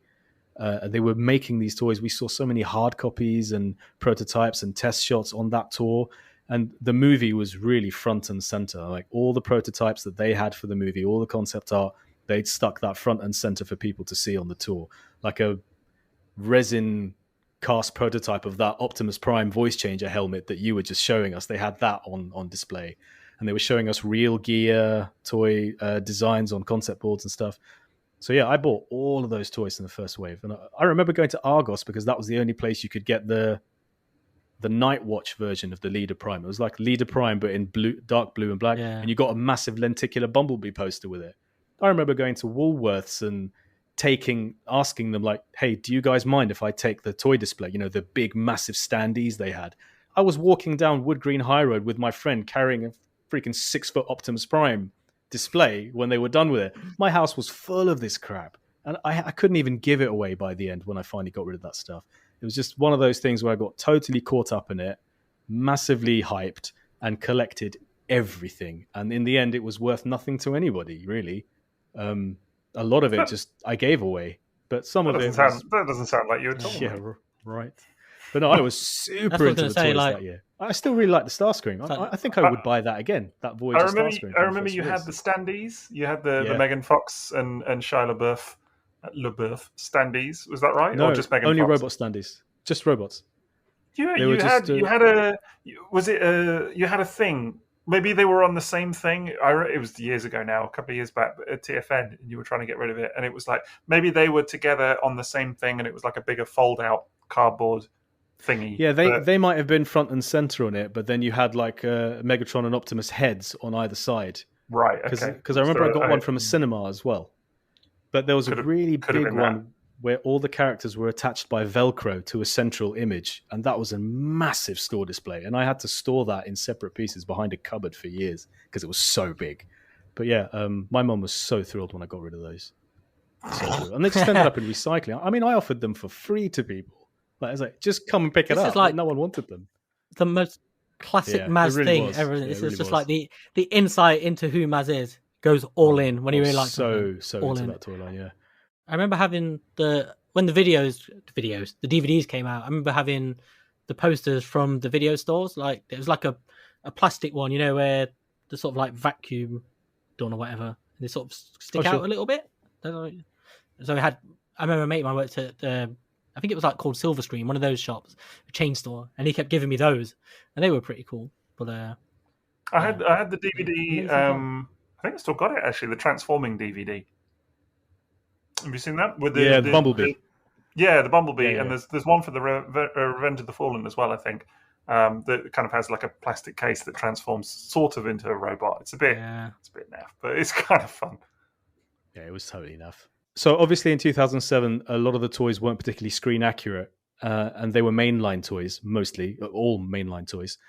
But as I don't know whether we're going to do episodes on the subsequent movies and eras of those toys, but when they got to Revenge of the Fallen in about 2009, we had, we were looking at masterpiece level Transformers, and even though they weren't actually masterpiece toys, they were repurposed mainline toys. But we had Human Alliance as well. And I feel like at that period of time was when we really started to get screen accuracy and sort of more high-end movie toys. And so Sixo, you would have been into the masterpiece at that time, I guess. Yeah. Well, not so much actually at the time with the first two MPM toys, as they are, movie masterpiece toys, were repurposed from essentially what were mainline toys, and then kind of brought out later. But I had both of those at one stage or another. The Starscream, actually, I still think is really good. I think if it had bicep swivel, it would be a perfect representation of that character in toy form. But yeah, it's funny to me that actually the best, well, it's a subjective thing, of course it is, but I suppose the most screen accurate representations of those characters from 2007, if anything, have all come in third years. Parties, right? Well, I wasn't going to say third parties. I was just going to say in years later, much following, way after the films themselves, to the point where, actually, I think the MPM toys that you're getting now are, generally speaking, really good. There's been I just recently did some photos of Ratchet, that's just come out not so long ago. And that was, for me, that was completing that Autobot lineup, the 5 core Autobots in MPM form. And it was very, very rousing experience. I loved it. And, those 5 toys, in a way, it's really funny to see because it's a culmination of something that's been many years in the making. And they're not all perfect toys, but they are fantastic looking toys. They are, there is a kind of marvel at the engineering in them and everything. And actually, as a whole package, despite the flaws and everything that you get in that set, it's still wonderful to see those Autobots represented so accurately and so stunningly in toy form. Seeing all 5 of them lined up in car form and in robot mode is immense. It's absolutely and it's brilliant. Obvious that there's still a desire and a market for these toys, even though they are the characters from the 2007 movie. Even Jazz. I think so. There's a bit of a trend now with Bumblebee, the film, having kind of taken over that. So, like even with MPM, you've got MPM Optimus that's just come out, stuff like that. So there's a bit of a trend, I think, towards, like in Studio Series as well, the kind of straying off a little bit towards that. But I think there is still an appetite. I think there's still a lot of people that would love to see more of the 2007 designs done. I'd be well up for more. We started to get that with Human Alliance in 2009. Like we got a Human Alliance Jazz, which was bordering on being called a masterpiece. It was so fantastic a figure, great construction, beautiful modes, top accuracy, amazing transformation. Like this was top end, extremely complex as well. Beautiful display piece, like truly beautiful. I thought the Human Alliance Bumblebee and Sideswipe were great. The Barricade was gorgeous. Roadbuster, that's the only one I had, and that was fantastic. I agree with you. Roadbuster was one I bought much later, and it was great. So we did start to get like proper high-end, and they weren't priced high-end. These were still £40, £50, that kind of area. So there were that option for having super accurate, slightly more complex movie toys was brilliant, and there was such a desire for them. So the fact that it's moved on to Masterpiece now and really super complex, highly screen accurate ones, it's almost a shame they didn't come earlier for me. And even maybe 10 years ago, I would have gone crazy for them. But now I just can't even imagine buying movie toys again, like of that description. But this is one of the things, that makes the movie toys so interesting. Like, there's no other series like it because they're not all a homogenous line, but the idea in the movie toys is for every film they're refining the same design, and the toys you see, if you look at each movie's toys, you see the same designs but better or closer to the screen. Whereas if you look at G1 and then Generations, you see the Generations, you get different takes on those same sort of characters, but they're not all just trying to get to that to the perfect jazz. Whereas you get to the Studio series now, and they're unrecognizable from them early toys because they look so good. Same with the masterpieces, and you don't see that in any other Transformers line because it's not the same idea, is it? With all the movie toys, it's always to look as accurate because that's what the cars are and the vehicles, and it's amazing seeing that over like 15 years how Right. they've evolved. I wonder in that way. how many, someone will know, I'm sure, how many Bumblebee movie toys there are. You know, just to try and get something that looks like that character from the one film. There must be, I don't know, I mean, dozens, hundreds, I don't know. Yeah, I did a TF Source collector interview with a guy who had a room entirely dedicated to Bumblebee, and a lot of it was movie toys. The guy's name was Ben. You should check it out, man. It was an incredible display of purely... Is it Ben or B? But yes, it was all Bumblebee toys. You're right. It was just just prolific with putting out Bumblebee toys. It's crazy, isn't it? It's the same with the Optimus Prime, though. Like, every year, it seemed there's even now, you still get, like, multiple releases of that original movie toy, like, in a new form. And I remember, like, there was a joke a little while ago, because people always used to say, oh, God, G1 Optimus Prime. But then I remember people getting really excited in Studio Series when they did a new version of that movie toy with a more accurate trailer hitch. And you're like, it's the same. Yeah. And people are like, dead excited. Like, no, but the trailer hitch is, well, we've wanted this trailer hitch. And you're like, that's fair, but that's what the movie toys are. They just inch closer to as accurate as they can get. Like, the masterpiece is amazing. I just want one of the few I I own. kind of now feel tempted to see how far they've come with perfecting those movie toys, because I have so many clear memories of 2007 and Human Alliance in 2009 and mainline stuff, but then that's when I stopped buying them. So I think Dark of the Moon, I had a couple of Human Alliances as well. I never bought Soundwave, as it happens. Buster Prime is the one I remember as the most complex movie toy I owned. And that was a real also desirable stunning. thing. That Yeah, was like, massively so. everybody wanted that toy. That was like the one, wasn't it? So, For years, that was like the number one, Nice. wasn't it? That was the one. because to it was beat. as, The finish I think on it's, it was delightful. yeah, and it looked, you know, about as close as you could get, wouldn't it? Everybody sort of touted it as like the one to get for screen accuracy and whatever. Mhm. So, have you seen the 3.0 stuff that's coming out now as well, which looks I have incredible. seen it, yeah. I mean, that's incredible stuff. Like, looking at your photos of the Bumblebee movie stuff, I mean, I think the only struggle I would have is I don't mind non-transforming toys. When they look that good, they serve a purpose. But I wonder if the masterpiece versions of those toys do both modes enough justice, because I really did love the alt modes of everything they used in the 2007 movie. Like, those cars were gorgeous.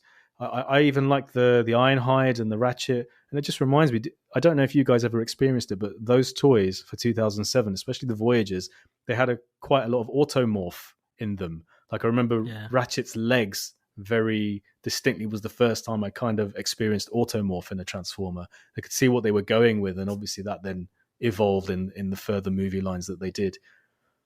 But yeah, I mean, I can see the appeal of having a totally beautiful cast of the first movie now in the best versions of them that there are. Yeah, like, I have the movie masterpiece of Optimus Prime and Bumblebee, and they're just spectacular. Like, they're, you know, as much as I love MP10 and stuff, I don't look at another one and think they've captured it as well as that movie masterpiece Optimus Prime.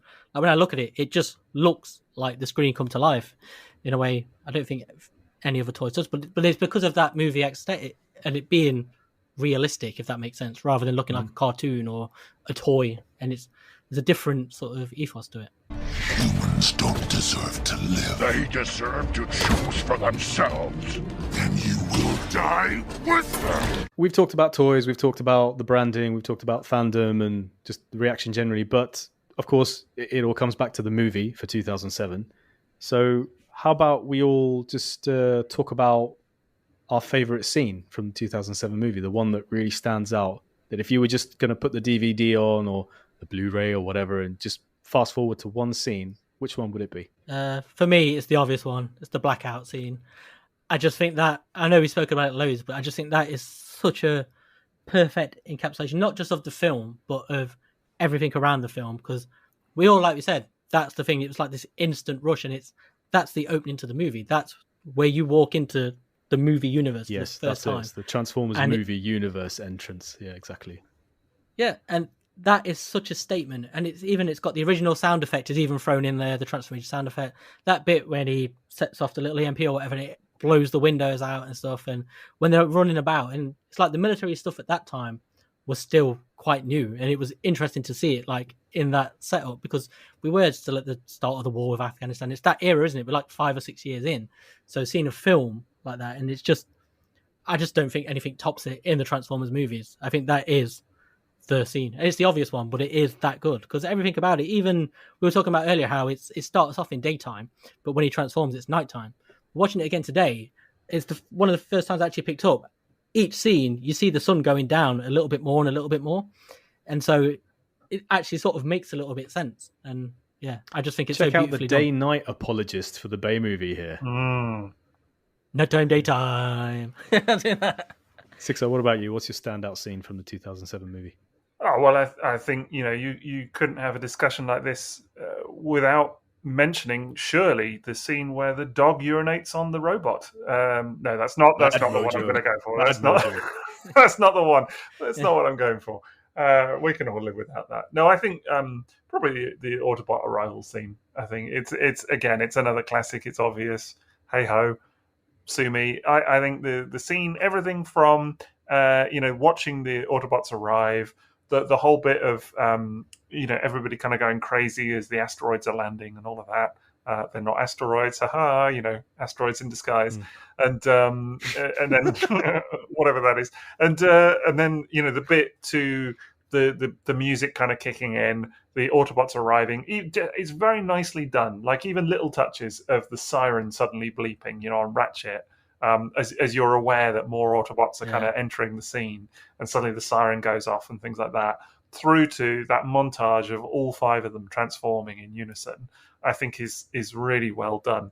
And to be honest, at the time, I mean, I'd never seen anything like that. Like the CGI was incredible at the time. Still, as you said, Maz, I think holds up now, that scene.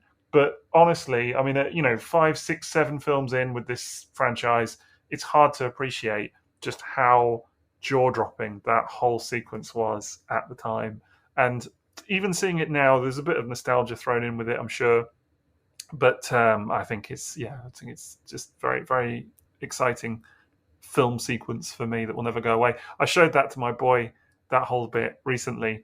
As a little snippet. He's not seen the whole film, but I did show him that bit, and even he was like, whoa, do you know what I mean? As they're all transforming. I can imagine, yeah. So, yeah, it's very exciting. That transformation is a signature moment, isn't it, from that film? Like, I don't know if you guys remember, but a lot of the press stuff you would see would be like little making of bits, and it would always be that Optimus Prime transforming, and they would talk about how they laid out all the parts for the truck and stuff. So that's why it goes on for so long. It's you see almost every part of a vehicle. Yeah, it was like they were like so proud of it, and rightly so, because it's spectacular. Well, exactly. There are bits in this film, and certainly in the later films, where they just they almost don't take their time with it enough. Do you know what I mean? Like they squiz through things, and it's all blurry and like, what's going on here? Do you know what I mean? But there are moments in the 2007 film where they do actually allow themselves to just slow it down just that little bit and just kind of luxuriate in what's going on almost. And that is one of those moments where they make the most, things like the wheels stopping on Optimus's legs and stuff like that. It's all there. And they really make the most of what's going on in that sequence. And I think it's a culmination of all of the design work that went into that robot mode and that transformation. All of the incredible effects work and everything in there as well, the direction, all of it all adds up. And it's, I think, very, very incredible scene. I think those two would be my picks as well. Absolutely. Those are the bits I would always forward to or rewind to. And we spoke about it earlier, the scene where Starscream transforms in midair and starts taking out the other Raptors is one I've always really, really loved as well. Can I also just give a quick shout out to that scene? What's Sixo was talking about, but the kid who runs across the thing shouting, "This is 500 times better than Armageddon" or whatever. Yeah, that bit. It still makes me laugh every time I see it. Like it just, and then Ratchet just like rolls out of the compound, and it's really funny because they're all watching him going, "What's making that noise?" And he just rolls out, and they're just like, "Oh, it obviously can't be this truck." He's 47 now. Yeah. He said that kid. He's probably getting on for retirement age before too long. Do you know what I mean? You risked your life to protect the cube. No sacrifice. No victory. Well, that basically covers everything we wanted to say about the 2007 movie and the scene and the toys surrounding it at the time. I want to give another thanks to TF Source, our sponsor, for supporting the show. Please do remember to check out tfsource.com for all of your recently enabled movie-related toy needs, because that does kind of tend to happen when we do an episode. So do check them out, tfsource.com. And I also want to give a shout-out to our top-tier patrons, our Sixo's Butlers. So I want to say a big thank you to Nick, to Jonathan False Logic Howard, Dean Watts, Danny Roberts, Chris C137, Andy, Preston, Brian Fox, and Cannon, and also Chris. So thank you so much for your support, guys. Very much appreciated. And Sixo, do you want to tell them a bit more about our Patreon? Yeah, absolutely. I think it's it's going really well for us. It's a relatively new venture, but we're really trying to put a lot of heart and soul into it. And you can get a lot of additional content on our Patreon. So it's available at patreon.com/triple takeover. All one word. And there is a lot of exclusive content on there. So not only do you get to listen to these episodes early, so if you're listening to this now before the kind of general admission, if you like, then congratulations. Well, welcome to the club. But also you get a lot of outtakes and things like that as well. And I think for me, the really kind of quality bit of, the kind of very special bit of content on there is the bonus minisodes that we do. So we've just done an extra one on the 1985 Autobot cars, which went live not so long ago, and as I say, all those Sixo's Butlers people, they will be able to listen to that. And if you want to sign up, then please do. We're very, very grateful. And for us, just like along with the sponsorship, it just helps us to kind of keep the lights on and keep the whole thing going. Absolutely. And speaking of social media, you can follow Triple Takeover on social media. We are on Facebook as Triple Takeover, one word. We are on Instagram and Twitter at @triple_takeover. And don't forget to follow the Instagram for a lot more photo content than we put out on our other social channels as well. Liam, where can our followers find you on social? Instagram, Twitter, Facebook, all at Toybox Soapbox. And Sixo? I'm all the same, and YouTube at Sixo TF. And I'm at TFsquareone, that's one word, on Instagram, Facebook, and Twitter. So fate has yielded its reward, a new episode to call done. We are Triple Takeover, and we send this message to any surviving listeners taking refuge amongst other era of Transformers. We are here, we are waiting.